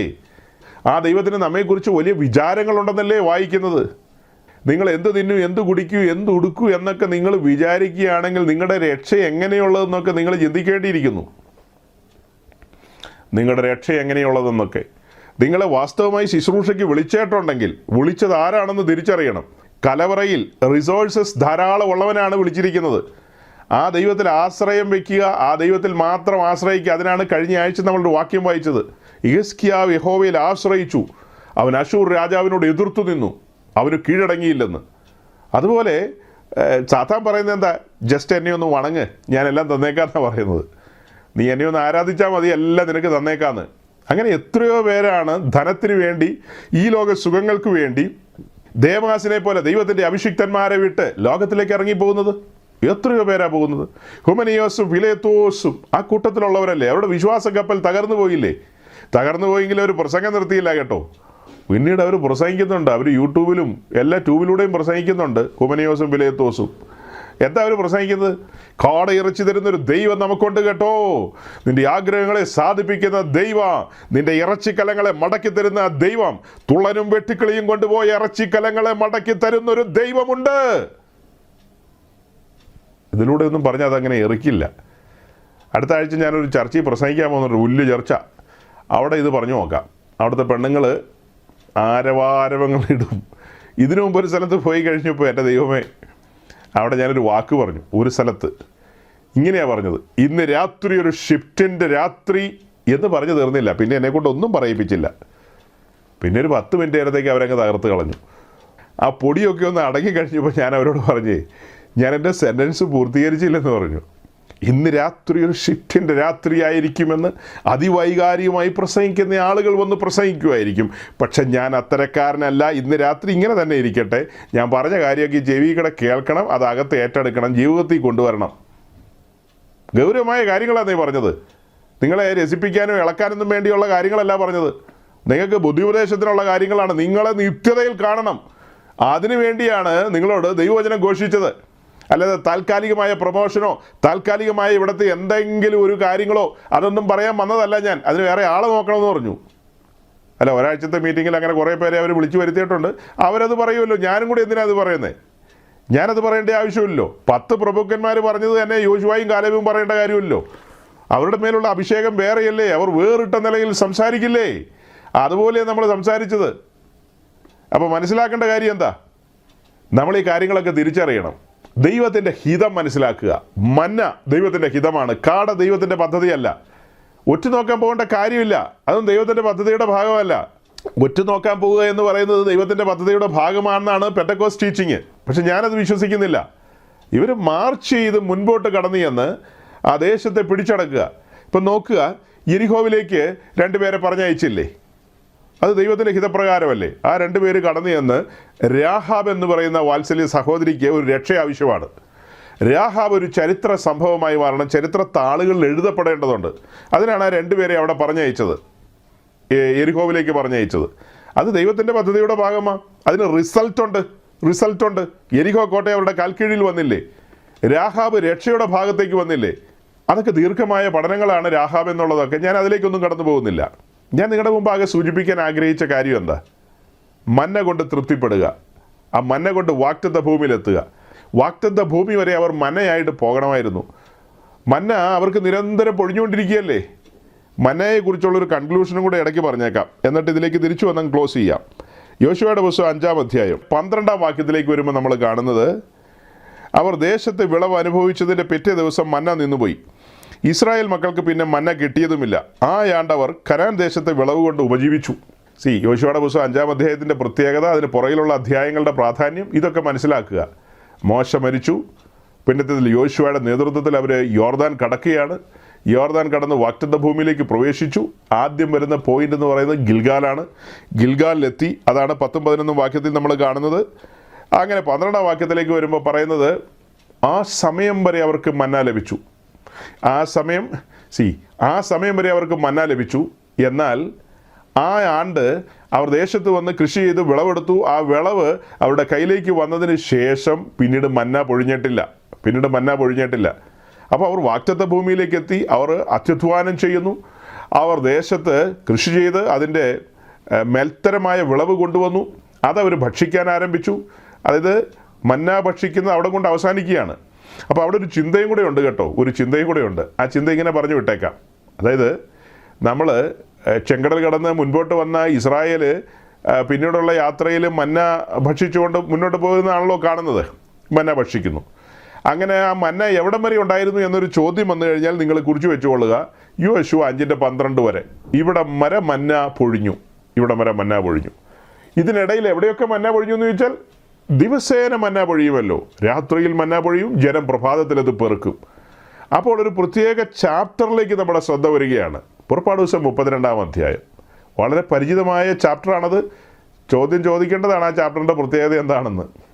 ഞാൻ വിട്ടിരിക്കുക സമയം പോയതുകൊണ്ട്. അപ്പോൾ നമ്മളൊരു ചാപ്റ്ററിലേക്ക് വരികയാണ്. പുറപ്പാട് ദിവസം 32-ാം അധ്യായത്തിലേക്ക്. 32-ാം അധ്യായത്തിലേക്ക് വരുമ്പോൾ കാണുന്ന കാഴ്ച എന്താണ്? ഇസ്രായേൽ ജനം താഴ്വരയിൽ കാളക്കുട്ടി ഉണ്ടാക്കുന്നു, മോശ പർവ്വതത്തിൽ. അപ്പോൾ കാളക്കുട്ടിയോടുള്ള ബന്ധത്തിൽ നമ്മൾ കാണുന്നത്, അവർ അധികാലത്ത് എഴുന്നേറ്റ് ഹോമയാഗങ്ങളൊക്കെ കഴിച്ചു. പിന്നീട് പ്രൈസ് ആൻഡ് വർഷിപ്പ് ആരംഭിച്ചു എന്നൊക്കെയാണല്ലോ. അങ്ങനെ കാളക്കുട്ടിയൊക്കെ ഉണ്ടാക്കി എല്ലാം കേട്ടഴിഞ്ഞ് കൂത്തഴിഞ്ഞ് ഇങ്ങനെ കളിപ്പാനും ചിരിക്കാനും തലകുത്തി മറിയാനൊക്കെ എഴുന്നേറ്റ രംഗങ്ങളൊക്കെ നമ്മളവിടെ കാണുന്നുണ്ട്. നോക്കണം, അന്ന് പ്രഭാതത്തിലും കാളക്കുട്ടി ഉണ്ടാക്കിയ പ്രഭാതത്തിലും അവർ മന്ന ശേഖരിച്ചിരുന്നു. അന്നും മന്ന പൊഴിഞ്ഞു.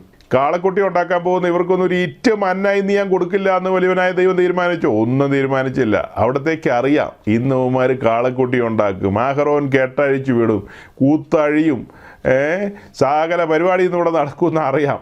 എന്നിട്ടും മന്ന പൊഴിച്ചതിനാണ് കൃപയെന്ന് പറയുന്നത്. അന്ന് രാവിലത്തേക്കുള്ള മന്ന അഹറോനും പെറുക്കി കാണും, അഹറോനും മക്കളൊക്കെ കൂടി പെറുക്കി കാണും. എന്നിട്ടാണ് കാളക്കുട്ടി ഉണ്ടാക്കിയത്. പിന്നീട് എന്തെല്ലാം സംഭവങ്ങൾ ഉണ്ടായിട്ടുണ്ട് സഹോദരങ്ങളെ, ഒന്ന് ഓർത്ത് നോക്കിയേ. എന്തുമാത്രം സംഭവങ്ങളാണ് പിന്നീട് ഉണ്ടായത്. ഇസ്രായേലിൻ്റെ പിറുപിറുപ്പും പല കാര്യങ്ങളും, അതിൻ്റെ നടുവിലെല്ലാം മന്ന പൊഴിഞ്ഞിട്ടുണ്ട്.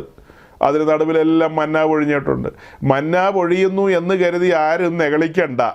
മന്ന പൊഴിയുന്നതുകൊണ്ട് ദൈവം എല്ലാത്തിലും പ്രസാദിച്ചു എന്നും വിചാരിക്കേണ്ട. കാളക്കുട്ടി ഉണ്ടാക്കിയവനും മന്ന കൊടുത്തെങ്കിൽ, അതായത് നമ്മുടെ അനുദിന ജീവിതത്തിൽ നമ്മൾ പ്രമാണത്തിന് വിരുദ്ധമായി ജഡത്തിൽ സഞ്ചരിക്കുമ്പോൾ, ഒന്നാന്തരം ജഡീകയോ ആയിട്ട് സഞ്ചരിക്കുമ്പോഴും അത്യാവശ്യം മഞ്ഞുമഴയൊക്കെ പെയ്യും.